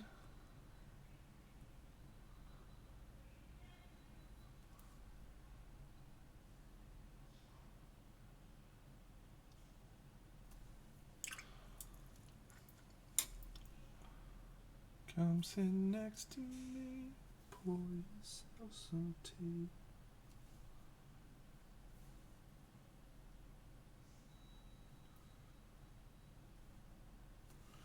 Do you want to have a 5-minute catch up after this champion to run through everything?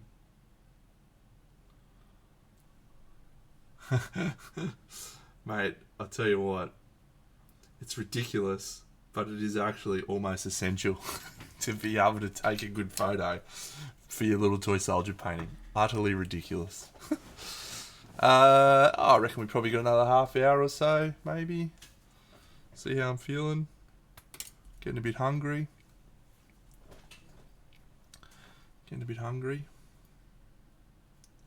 Me so hungry.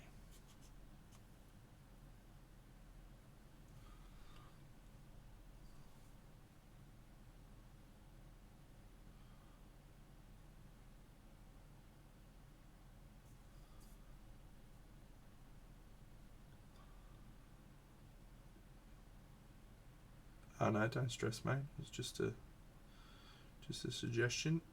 I'm sure you've got it all worked out.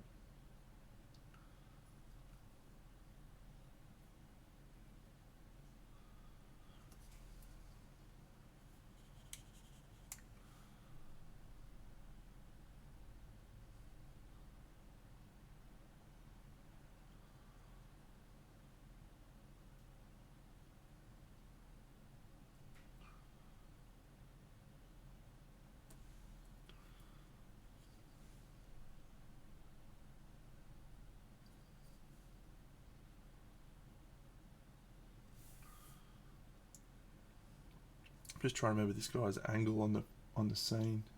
It's like that, isn't it? Yeah.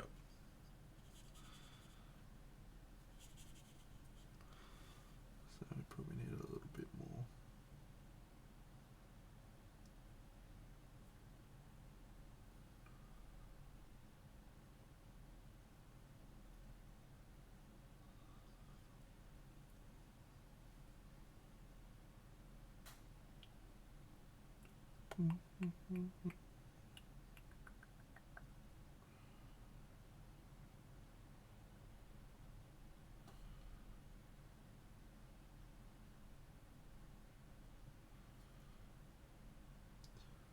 Yep. So I think getting the piece all together today was a mistake. That was a big mistake.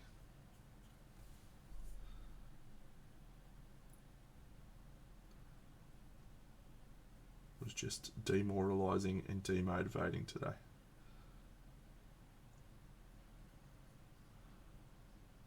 Hixie!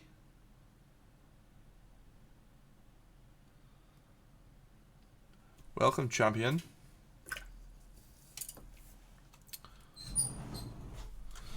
Let's give Hixie a shout out. Because I can.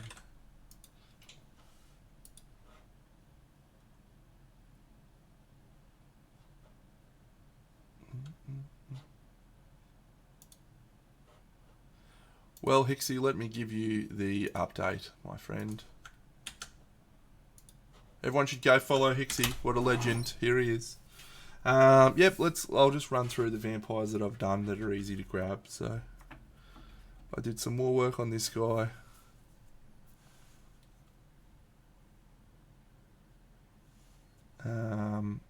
So he's looking a little bit better. I've also done this chick. So, she's looking okay. I've also done some work on this champion. Make him look like he's got a green glow, which is nice. And I've also done this guy. Bit of red.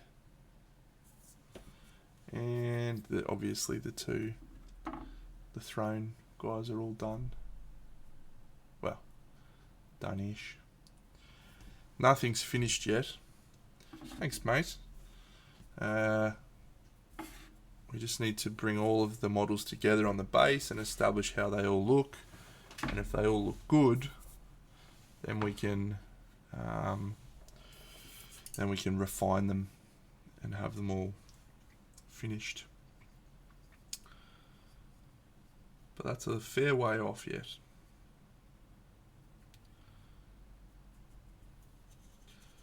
The next step is the torturous bit where I just have to keep plugging away. Keep plugging away on all these little models. Eventually, I'll get over that hump of why do I do this to myself?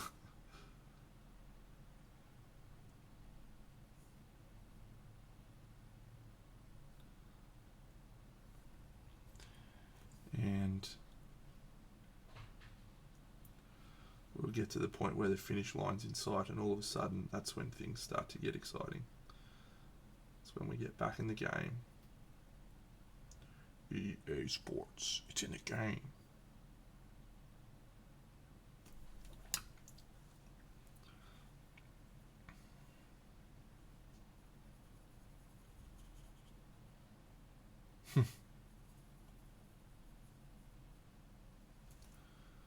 They still do that?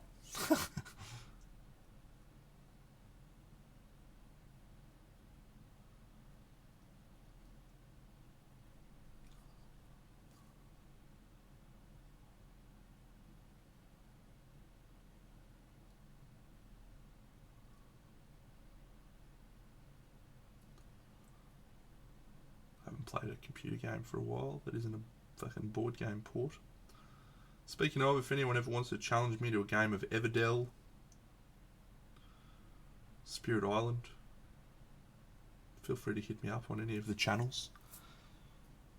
Playing a lot of Spirit Island at the moment. Right back into it. It's a great game. Oh, I saw Frosthaven's shipping. Yeah, there's a new Kickstarter. It's actually being run on backer kit though. Spirit Island.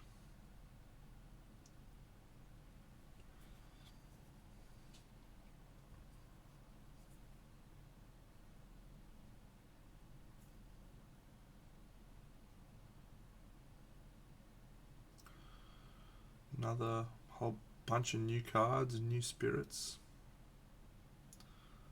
which is good. They need to hurry up and do the digital adaptation of Jagged Earth. There's like 12 new spirits in Jagged Earth, and they're all awesome.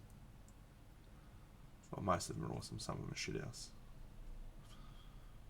But Haven't done it on the app.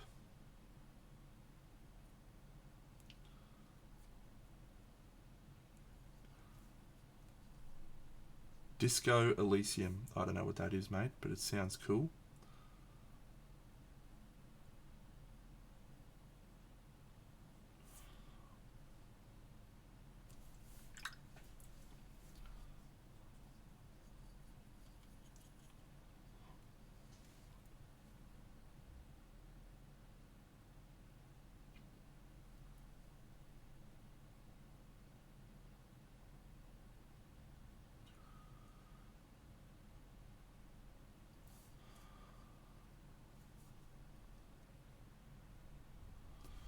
That was a bad decision.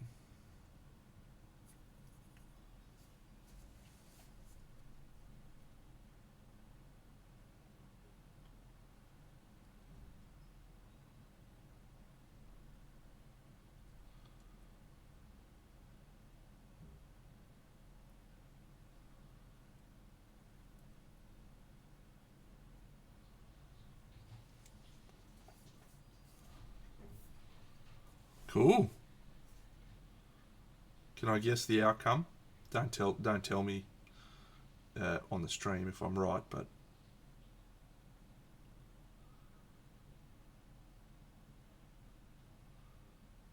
you were the murderer. It was you all along.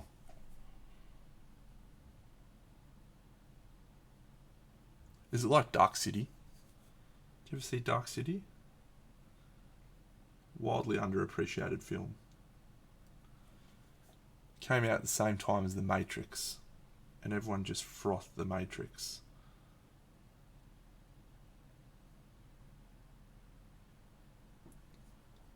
Dark City sort of got left by the wayside a little bit. It was a fucking good movie. Sure they did, Top. Sure, mate.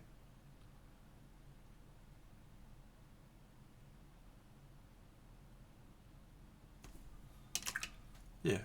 Wildly underappreciated Dark City. Fucking classic.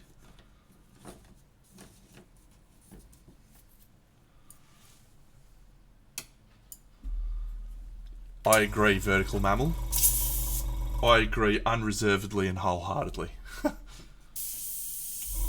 Speaking of, we just started season 3 of Snowpiercer. I haven't watched season 3 yet. Just getting into it now. It's okay. If you haven't kept pace with Snowpiercer, it's an adequate show. I particularly enjoyed season 1. Season 2 lost me a little bit. But yeah, it's an okay show.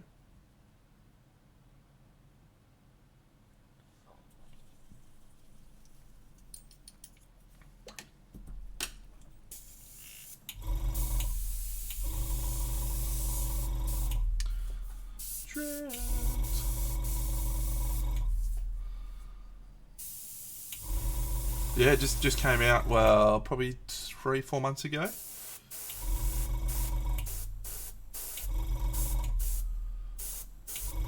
Yeah, Dark City is a really, really good film. It suffered purely because of The Matrix coming out at the same time and everyone losing their brains over that. But it was really, genuinely a very good movie.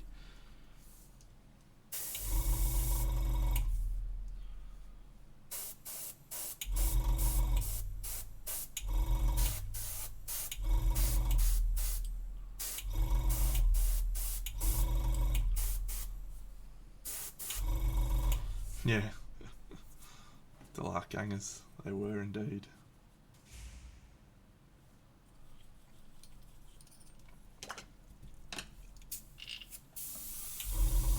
Yes.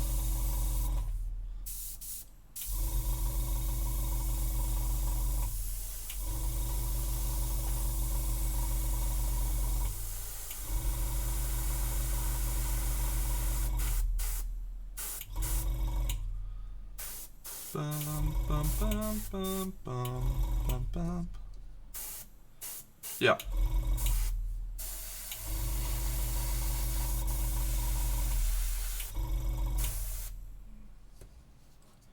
Yeah, geez, fuck The Matrix was good when it came out, eh?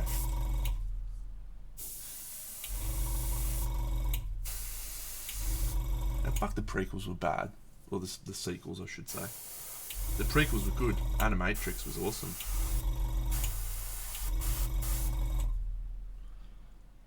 Yeah. It does. It really does.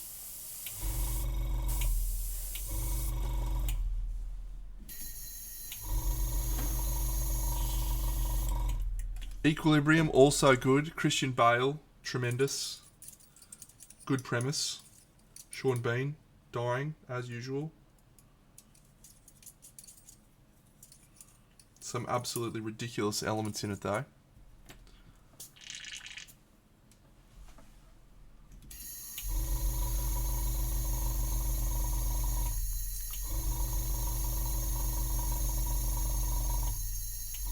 My favourite Sean Bean death, Jeepers. Oh, mate, it's hard to go past Ned Stark, isn't it? Getting his head chopped off. Is this the original and the best? Just watching everyone fucking get so devastated about that was pretty funny. Pretty funny. Black Death. That was a bad movie. I enjoyed it, but it was bad. But I like those sort of movies that are just like actually pretty shithouse. But because they're in our niche genre, I love them.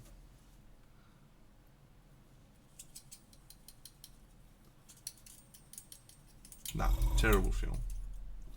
Another one that's a terrible film that I also love. 13th Warrior. What a classic. Antonio Banderas. Just get in.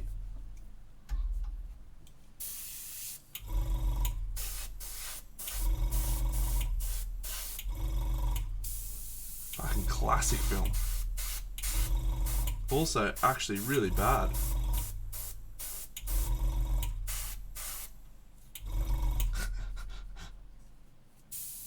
Yeah.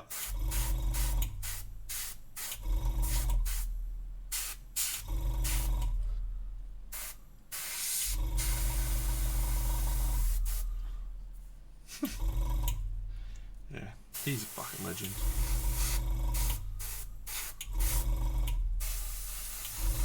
I listen. He just learned how to speak by sitting there and listening.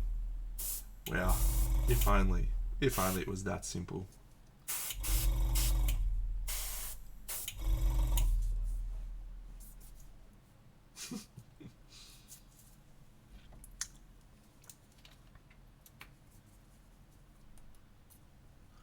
There's another one, Conan, also a terrible movie that I love dearly.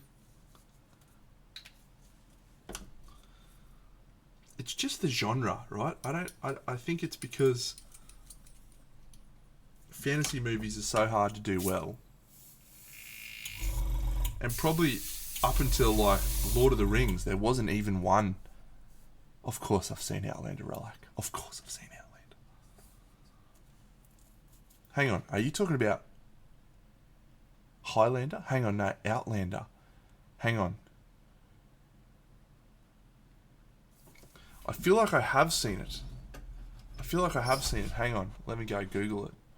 But that one's a long time ago.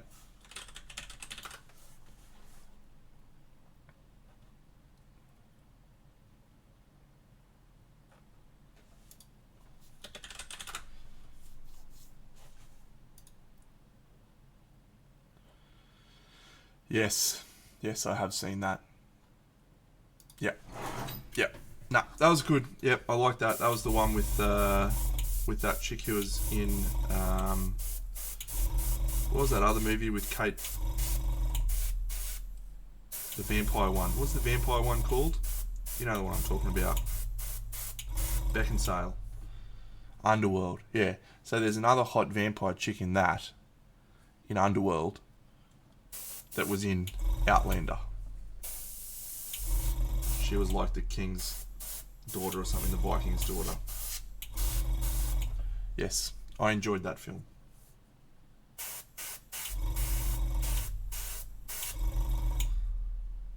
enjoyed Underworld too, for that matter.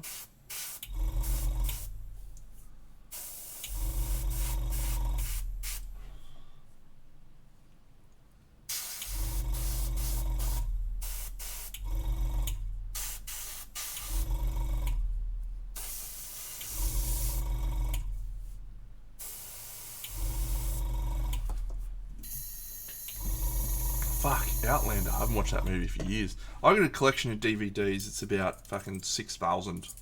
Back when I was in my younger days, I was obsessed with buying DVDs, as many of us were. And then Netflix came around, and that fucking thousands and thousands of dollars investment became pretty much pointless. So, hey Paul. So yeah, great decisions all around there.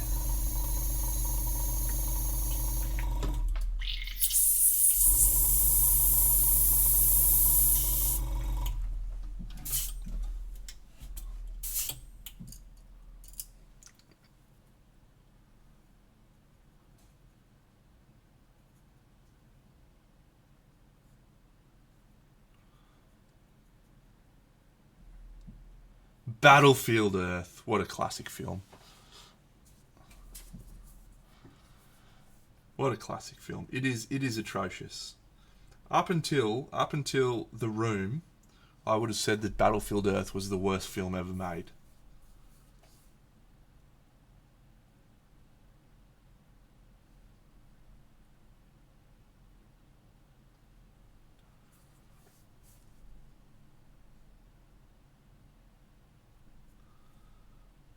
And then I watched The Room. And Battlefield Earth looks like fucking Gone with the Wind.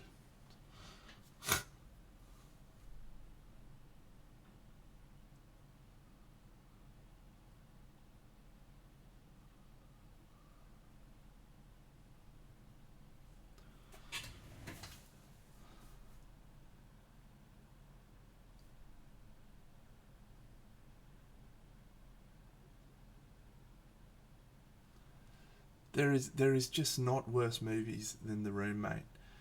There's films that are bad, right? Like genuinely bad. But most of those films know that they're making a bad movie, and they just do it because it's there. They're like, well, we got to get this shit done because we've got money and stuff invested in it. The Room is just awful. It is just an awful, awful film.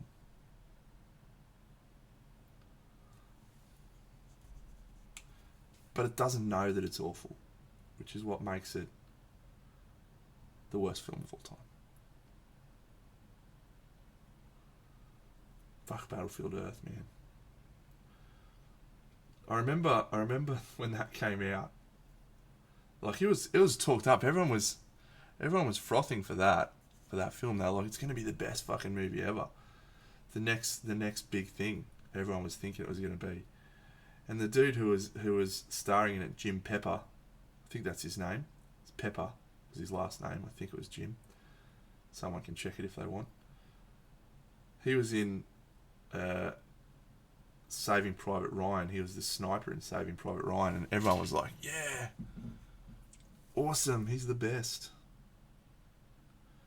And he gets cast in this movie as like the main action hero. And I bet he goes home to his missus after he's cast and he's like, that's it. That is it. My career is made.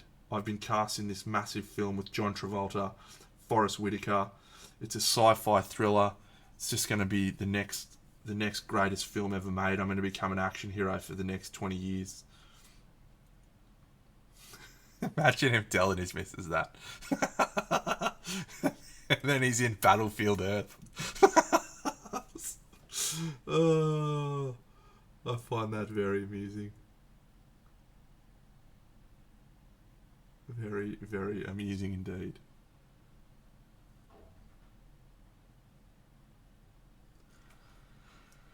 Ah, it was indeed a fall from the bell tower.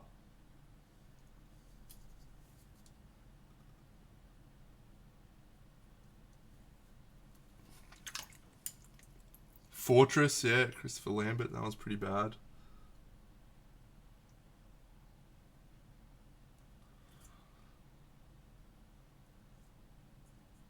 No, if you haven't watched The Room, it is beyond compare, Paul.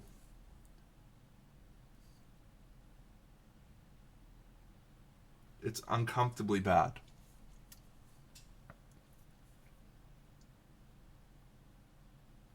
It was Barry Pepper, wasn't it? Barry Pepper, not Jim Pepper.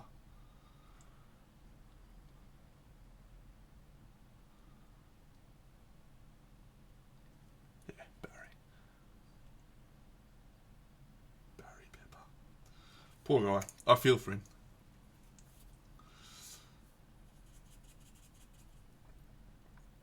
I'm sure the script looked really good. Sure, he was like, this is it. I'm in.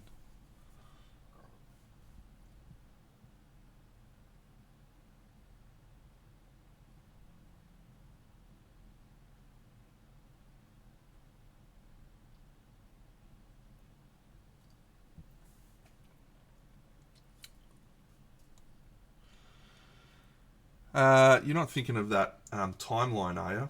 Where they sent Sean Connery back in time. G'day, Tui.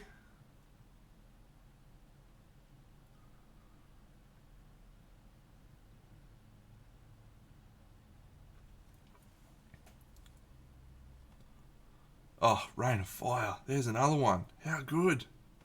See, this is my point, right? I love movies like that. They're objectively bad, but that's okay because they're awesome. It's got dragons. This is a Carl Rudick vampire, buddy. And allow me to show you some of the other ones that are going to be on this same scene. Here we go. Exactly right, like he jumped with a fucking axe. Gets swallowed by the big dragon. Oh, so good. I love it so much. Also Carl Rudick.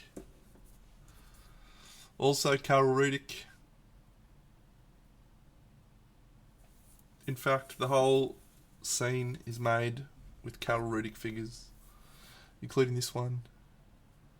Oh, Waterworld. Yeah. Waterworld is a great film. I was thinking about Waterworld the other day, right, and this will sound super weird, but I was at McDonald's and I was thinking I might order something different to my usual order from McDonald's today. And then what popped into my head was Waterworld, right? And I'll explain why. Because when I was younger, like really young, it's on school holidays, I used to go to Video Easy on my bicycle, which is how you'd rent movies, and I rented Waterworld for myself. You could get 7 movies for $7 or something, so I'd rented Waterworld. And on my way back from Video Easy, I stopped at McDonald's and got lunch, and I got a McFeast. I don't really think they make them anymore, but it was a wonderful time. And I got home and I ate my McFeast while I started watching Waterworld for the first time. And there you go. So that's just what was fascinating about that is it's the McDonald's that triggers my memory of Waterworld.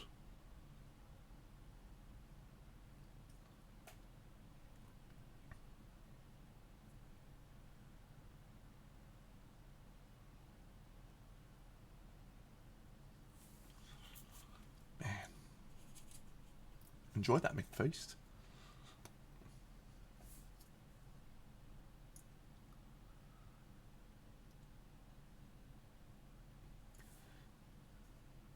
Yep.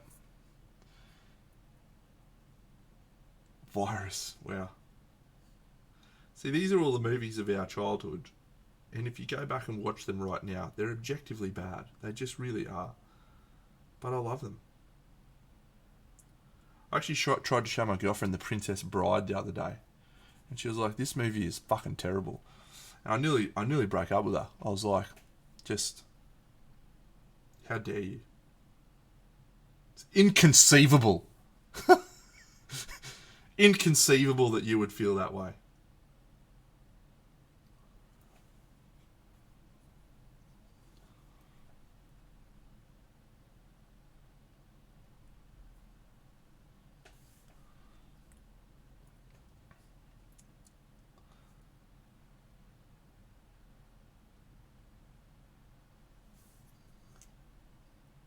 Princess Bride is a bit of a classic, really, isn't it?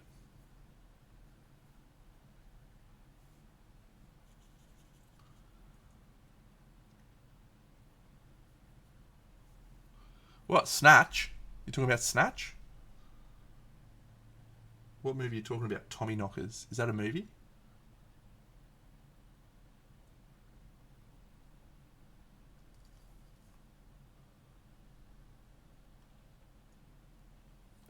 Oh, Willow. There's another one that I fucking love. Mad Monaghan. I'm so excited for the Amazon or the Disney series that's coming out for that. Does your mate know that they're doing a they're doing a TV show with Willow? They released a trailer on it. It looks fucking awesome. I can't wait. Willow.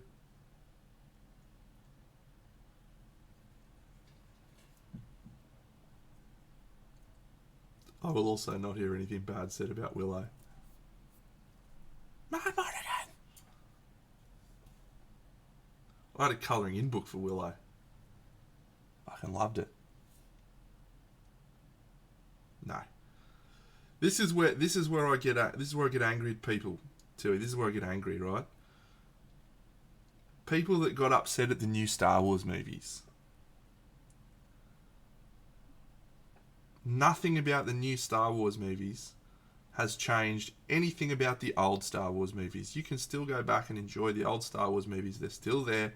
They're still wonderful. I don't get why people are like, that's not as good as the original. I don't like it. I don't like it. Come on.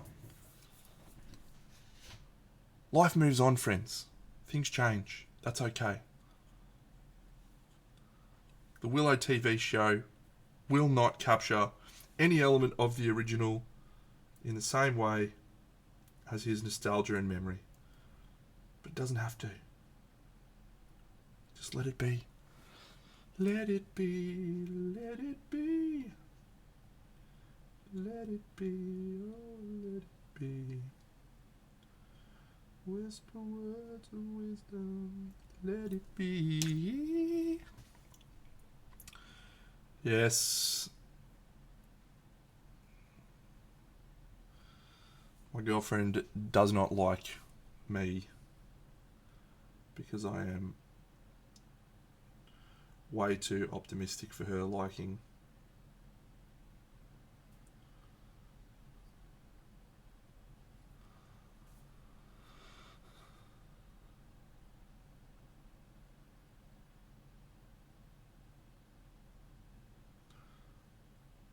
I also think it's just become fashionable and cool to hate things.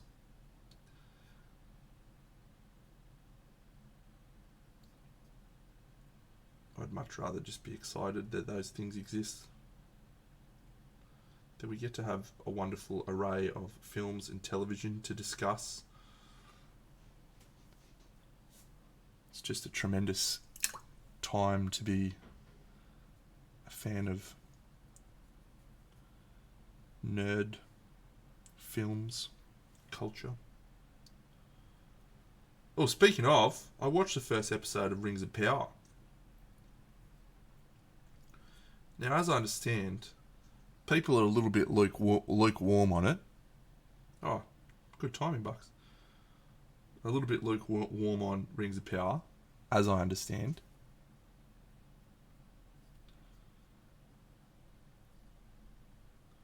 I am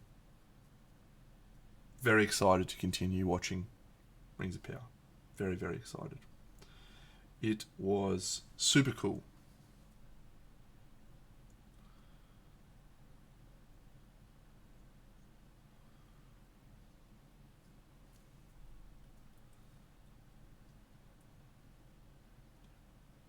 Fair observation, Top.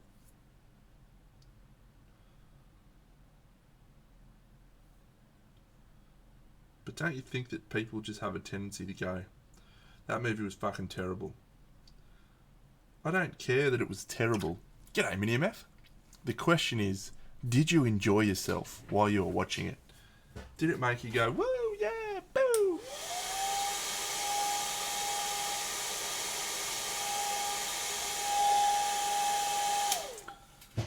And most of the time, the answer to that is yes. Even if you acknowledge that there was elements of it that were terrible. Great example, Pacific Rim. What a ridiculous and stupid and utterly outrageous film. And I love it.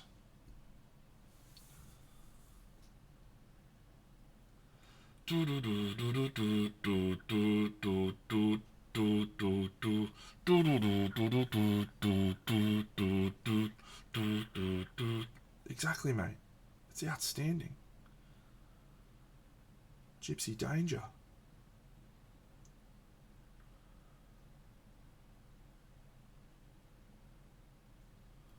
Idris Elba. Yep. Spot on, Tui.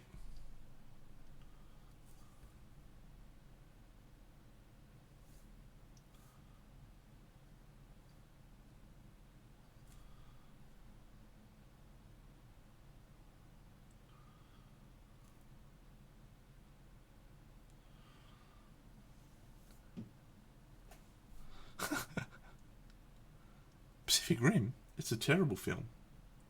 I love everything about it.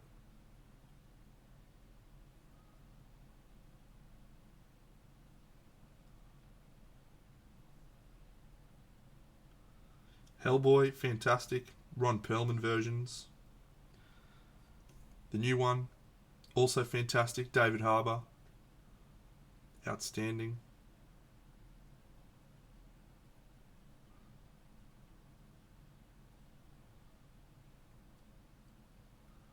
Just a wonderful time to be a fan of cinema.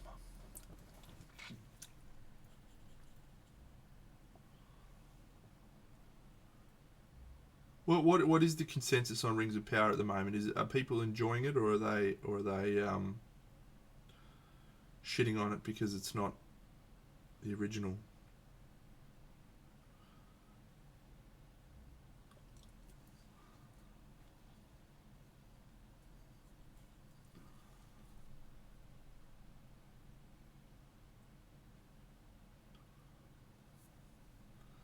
The first episode was enjoyable, I thought. Set the scene nicely. Introduce some cool characters.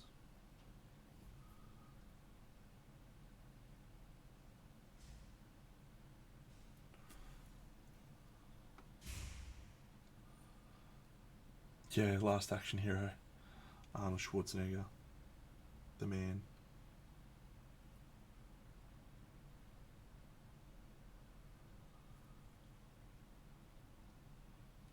One of my favourite videos on YouTube is one called 130 Great Arnold Schwarzenegger Quotes.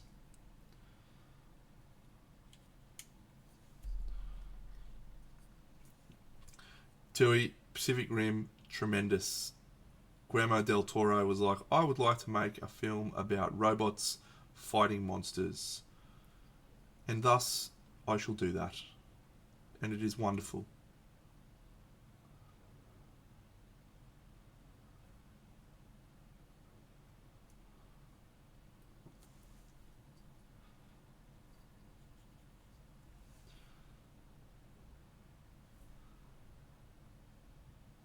I posit to you that Arnold Schwarzenegger's greatest ever film is not Conan, is not any of the myriad of other films that he was in, but that it is True Lies.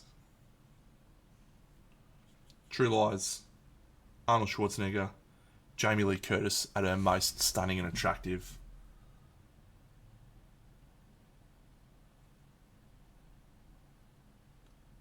It's just A grade cinema.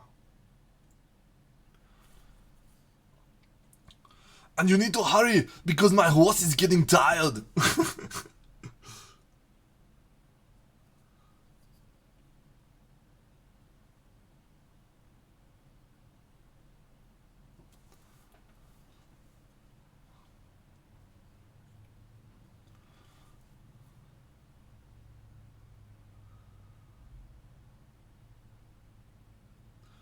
I might say something a little sacrilegious here. I'm not really a fan of Tolkien as an author.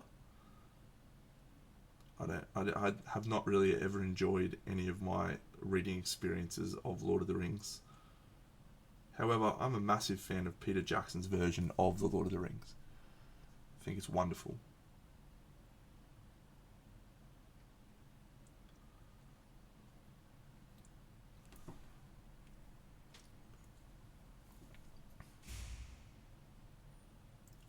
So, I don't really know too much about what's going to happen in Rings of Power.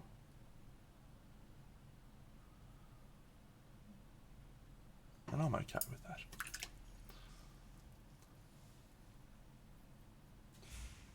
Fuck yeah.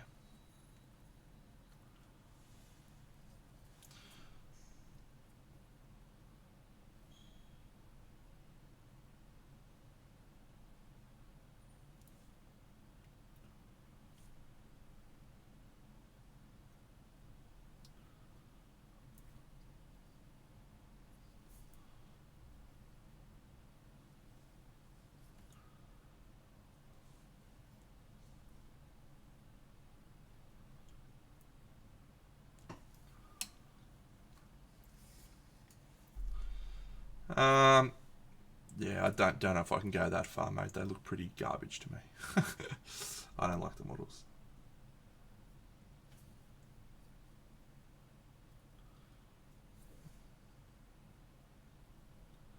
Just because David Arroba can paint a Gandalf on a horse that looks fucking epic doesn't mean that the model of Gandalf on a horse is fucking epic. It is not.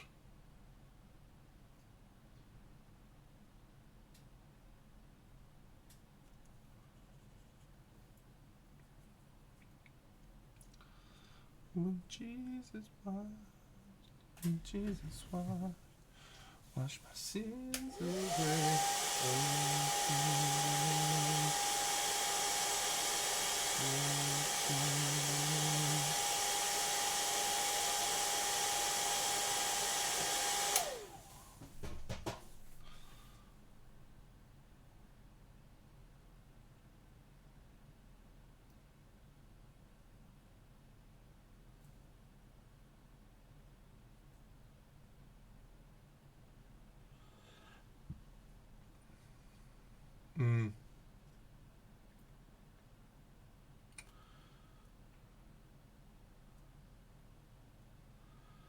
Yeah, not for me, I'm afraid.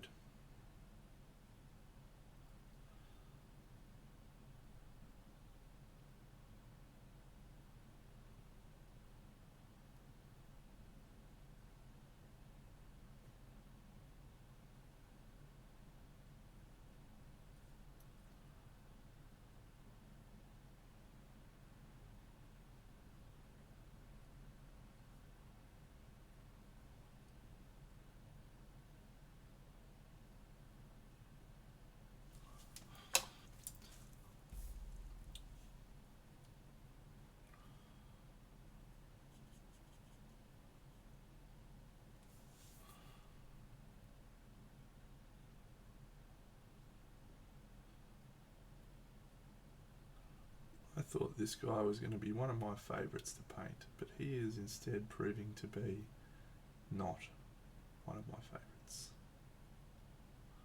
What a shame. Apex King, welcome, champion. Let me show you some of the other models in this project. Haha. Haha. The conclusion was that it was probably the highest standard of Golden Demon that I can ever recall seeing. You were there, of course, so you can probably agree or disagree, but from an outsider's perspective looking in, it looked like the greatest Golden Demon ever. And there was one of any number of figures that could have... go TJ. That could have won the major prize. My personal favourite was Albert's model. I thought Albert's piece was... It blew my mind that it didn't get gold. But, again, I wasn't there, so... but yeah, what a crazy a crazy standard. So yeah, and Chris Clayton is one of the finest modelers of our generation. So no complaints from me that he's the guy who wins. Yeah, David Soper's Nurgle's crazy. No, the Gretchen on the rock.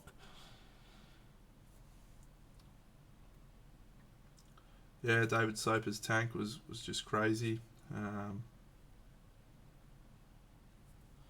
Yeah, just a ridiculous standard, right? So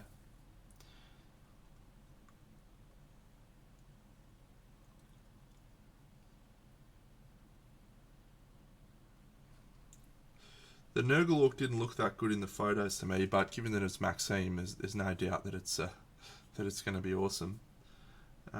What was interesting about that was that he sculpted it years and years ago. So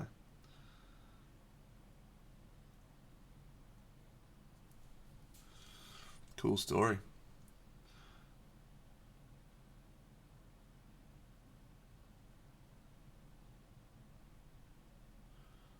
Albert's piece blew my mind. I actually think that's my favourite piece. I think I said to him it's my favourite piece I've seen this year. Just loved everything about it. Just his perfection. His perfection of brushstroke is just something I will never ever attain, and actually probably is something I don't ever want to attain. But I can marvel and appreciate it.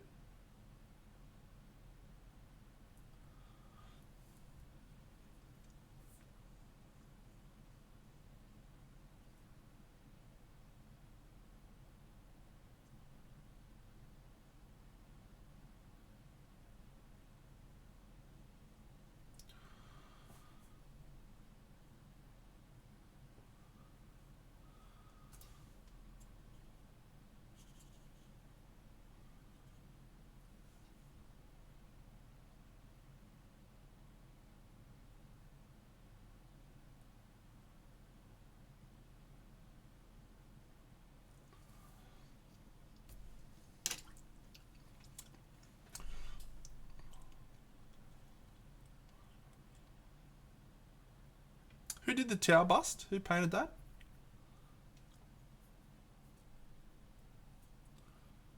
That was good.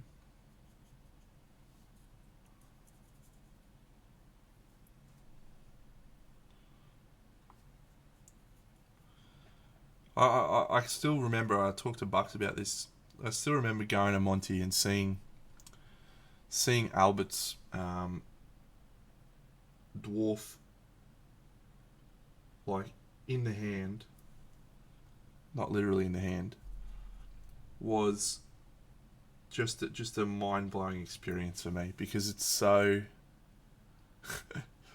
it's so refined. Like, every single detail is just perfection. And like, I was blown away by the toenails. The toenails are just crazy detail. And that's, yeah, just a level of the art that I will never be able to achieve. And as I said, I don't really want to be able to achieve it. It is crazy.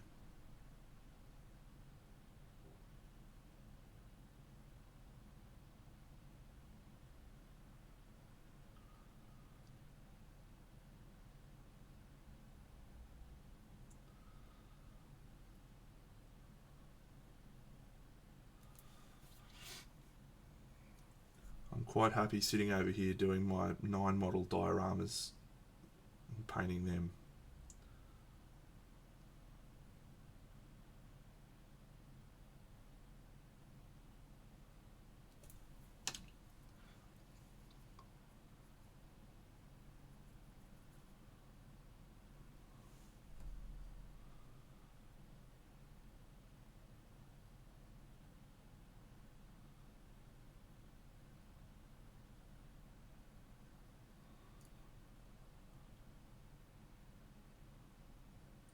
Well, I have absolutely no doubt.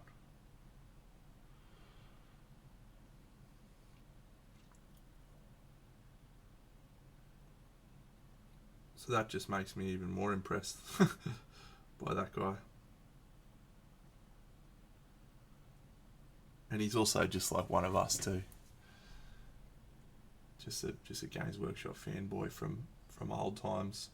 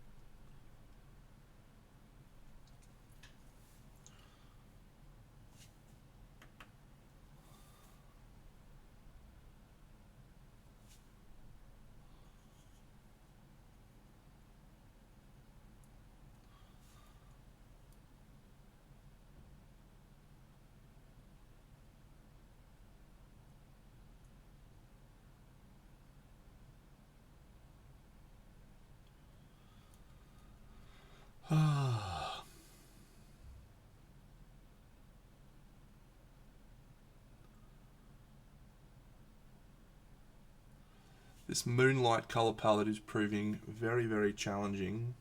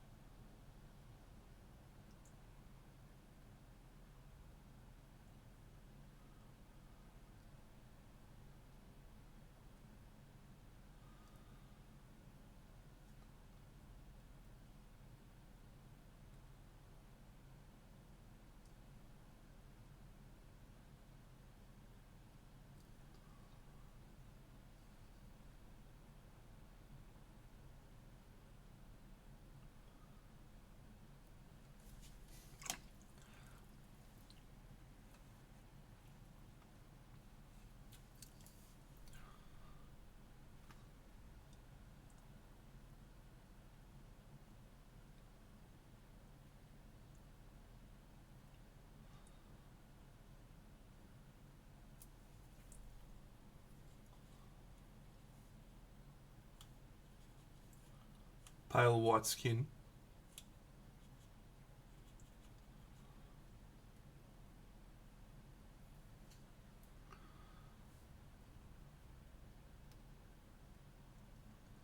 Yeah, I love Albert. He's just a very nice man, and I think that's a good point you make too. There's absolutely nothing wrong with being competitive and wanting to compete. You know, that's a totally normal and probably healthy drive, right? To succeed, to be better than you are. That's a good thing. But that shouldn't be the defining characteristic. You don't let that prevent you from helping others. And Albert's always been super kind with his time with me, and yeah, just a wonderful man. But there's very few people, I think, at the top, absolute top of their game, that aren't like that. You know, that aren't open and willing to try and help everyone, because they don't need to. You know, they don't need to play shadow games and shit. They know they're good. They don't need to try and stop other people from being better. It's the people who are aspiring to be in that upper echelon that tend to be the ones who create problems, in my experience.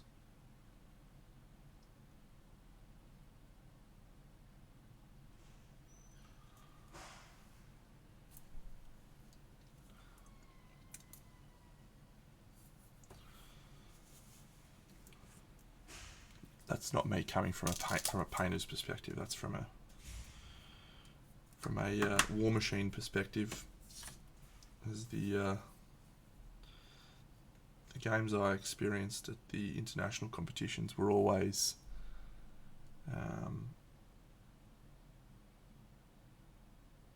incredibly hard fought and wonderful experiences. The worst games I had were always against those people who just were trying to get a little bit better than they were.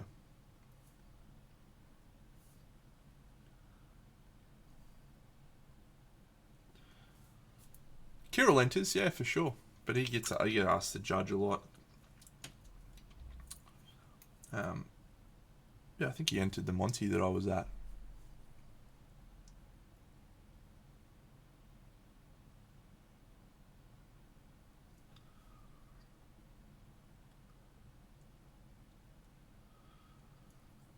One of the Monties for sure.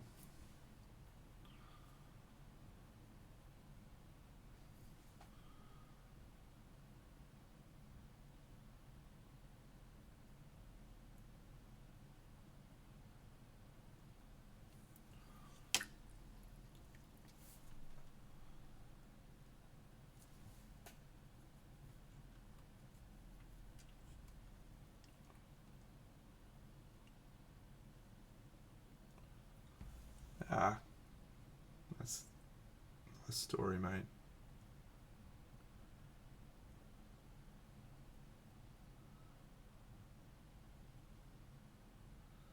It's the type of thing we should hear more about, you know. All right. All of a sudden, I'm starting to feel way more cool about that guy. He looks good. Yeah. Anybody find me somebody to love? Bum, bum, bum, bum, bum, bum, bum, bum, bum, boo, boo, boo. Each morning I get up, I die a little.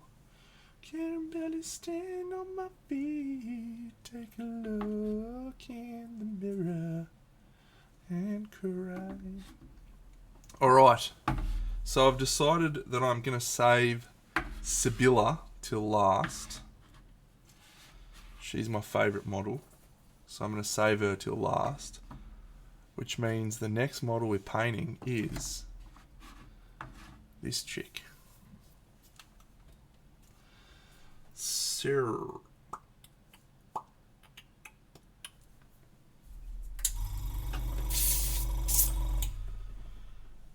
I'm perplexed how to approach her from the perspective that she's intended to be the only human in the scene, but she's also dead. So, has her skin lost some of the colour, or is it still fully coloured?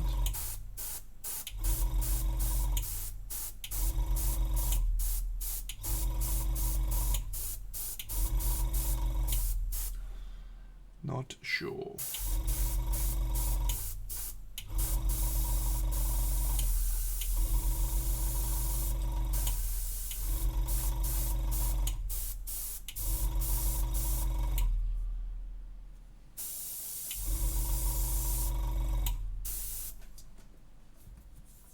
G'day, Plank. Yeah, it's an interesting one, isn't it? Is it enough time for the blood to drain away from her?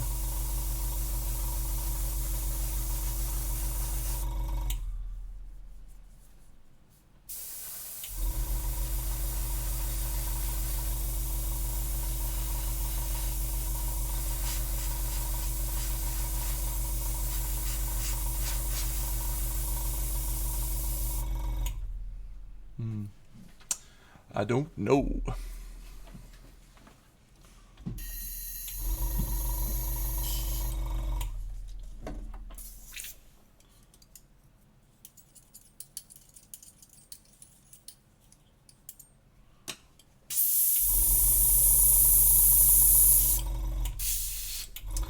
I just gotta get out of this prison cell. One day I'm gonna be free, Lord. Somebody, ooh, somebody. Can anybody find me somebody to love? Got no rhythm. I just keep losing my feet. Take a look in the mirror. Yeah. I just gotta get out of this prison cell. One day I'm gonna be free, Lord. Somebody. Can anybody find me? Somebody love.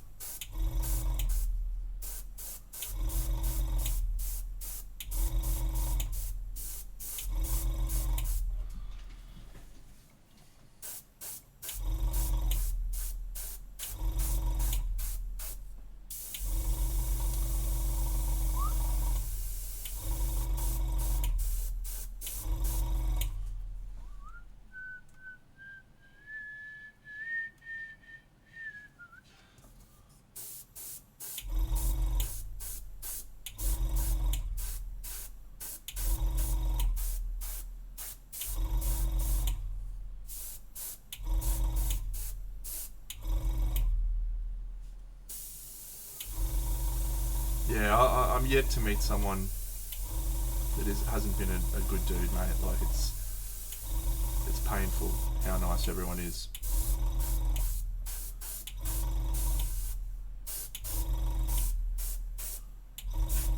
And then there's me, unfortunately.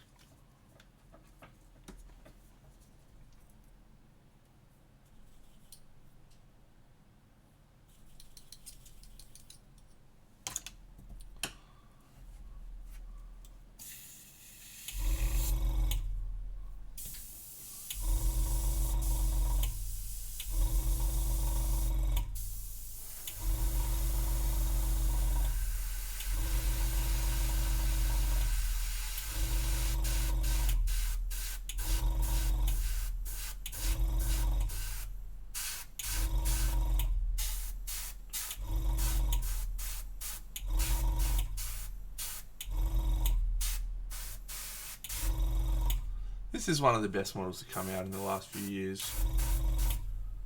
Really awesome model.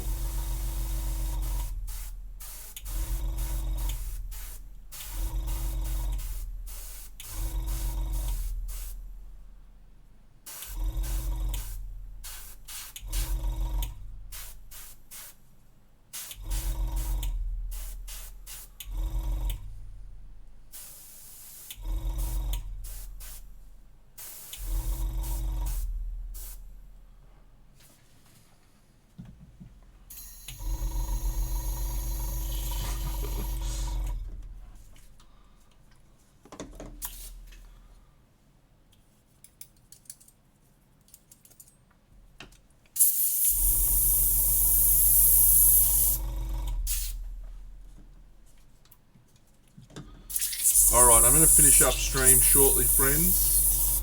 Might go play a quick game of Marvel Champions.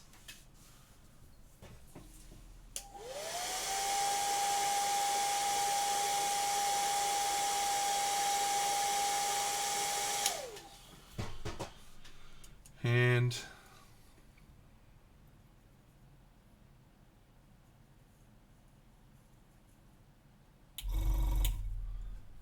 go get some lunch. Tell me a better model that was released in the last few years that is better than this model.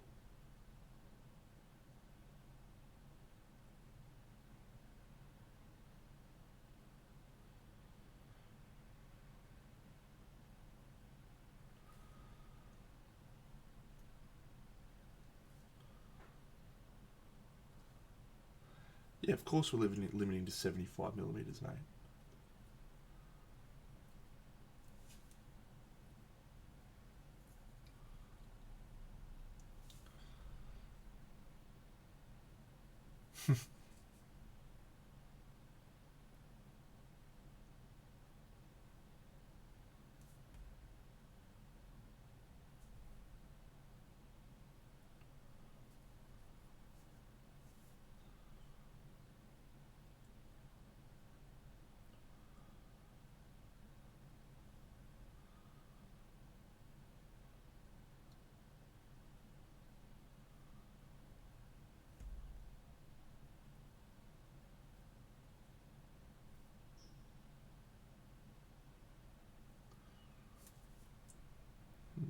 Not even in the conversation, mate.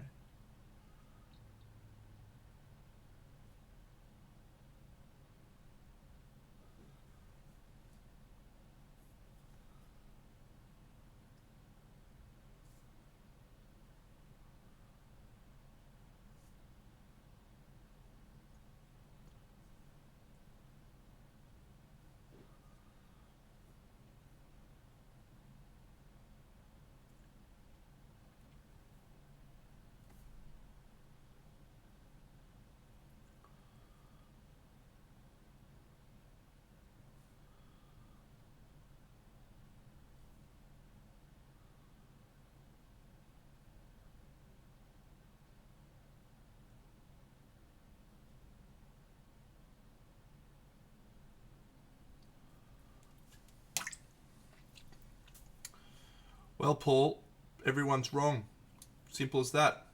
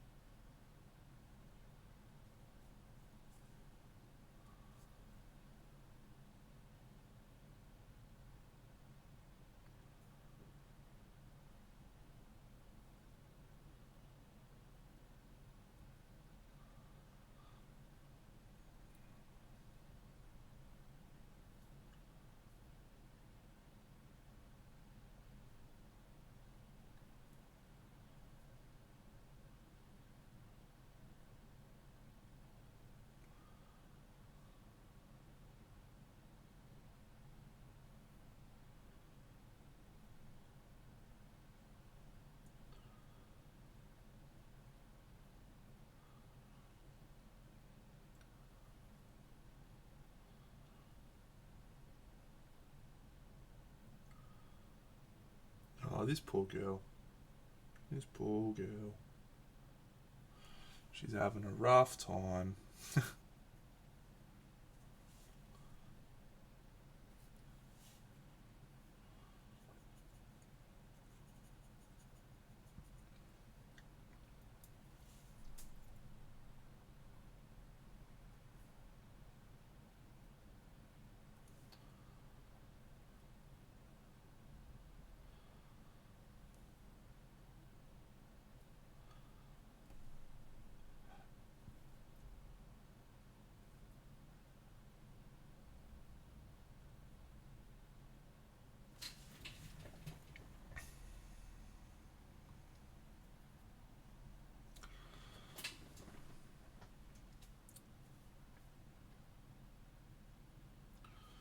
There's still plenty of NMM on there, mate, and probably the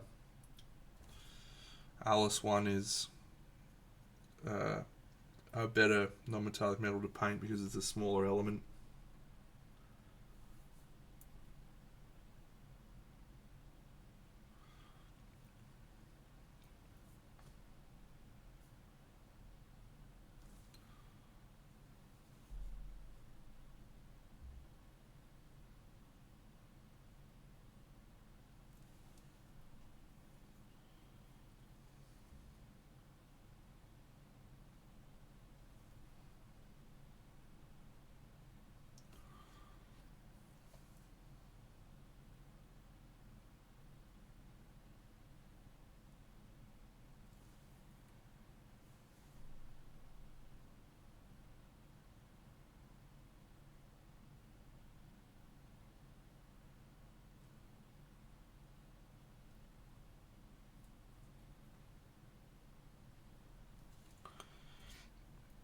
Is it? Awesome. She still hasn't messaged me about a place to stay.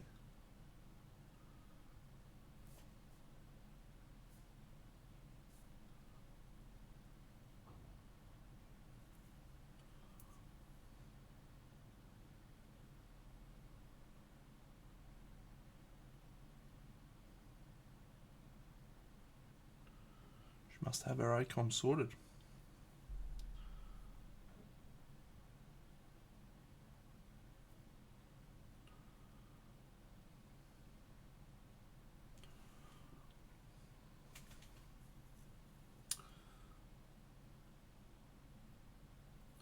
So if you're not familiar with my process, friends, this is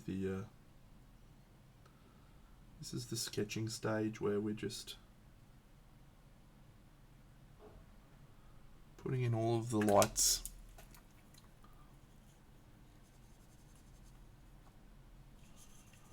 And then we'll do some airbrushing to smooth it all out.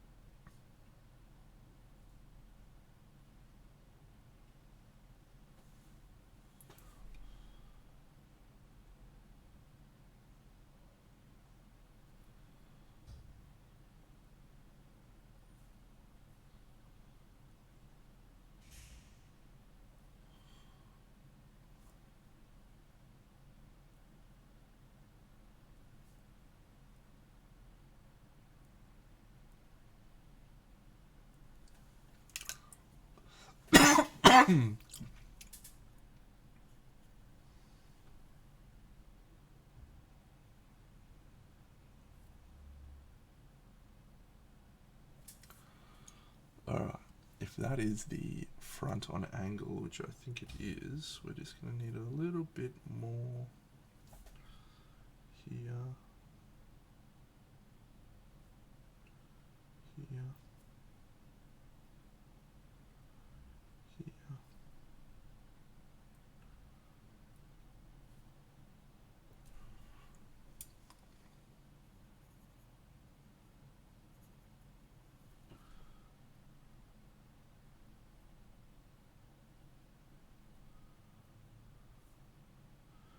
So I'm trying to steer away from using the colours that I would normally use, i.e. sunny skin tone for the skin. Because it's literally in the name of the paint why I shouldn't use it. It's not sunny.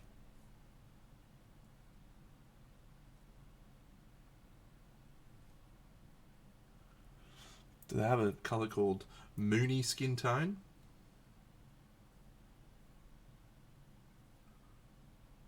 That's the colour for me.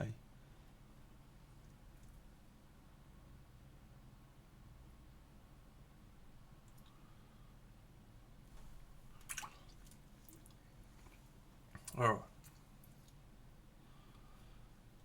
Last bit, and then I'm heading off for lunch and Marvel Champions. So, back tomorrow night, friends, for Party Monday, as always. Should be a wonderful time. Bucks will be joining us. Bucks should have his full camera rig set up now, so in theory we will be able to watch Bucks painting and I painting at the same time. It'll be wonderful. It's beautiful timing because Rocket's just gotten home. Huh? Did you bring me a sausage roll? No, I Oh. forgot, bro. Oh no. Looks like I'm going over the road for lunch.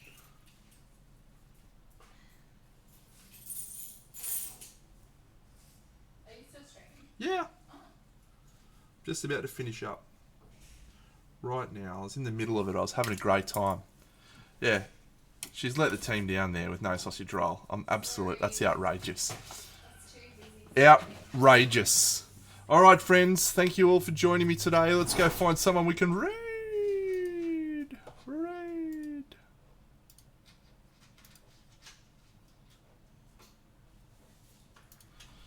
buddy. Hi. Okay, you want to do your thing? No, that's cool. Let's go raid Monster Den Minis. He's a good dude.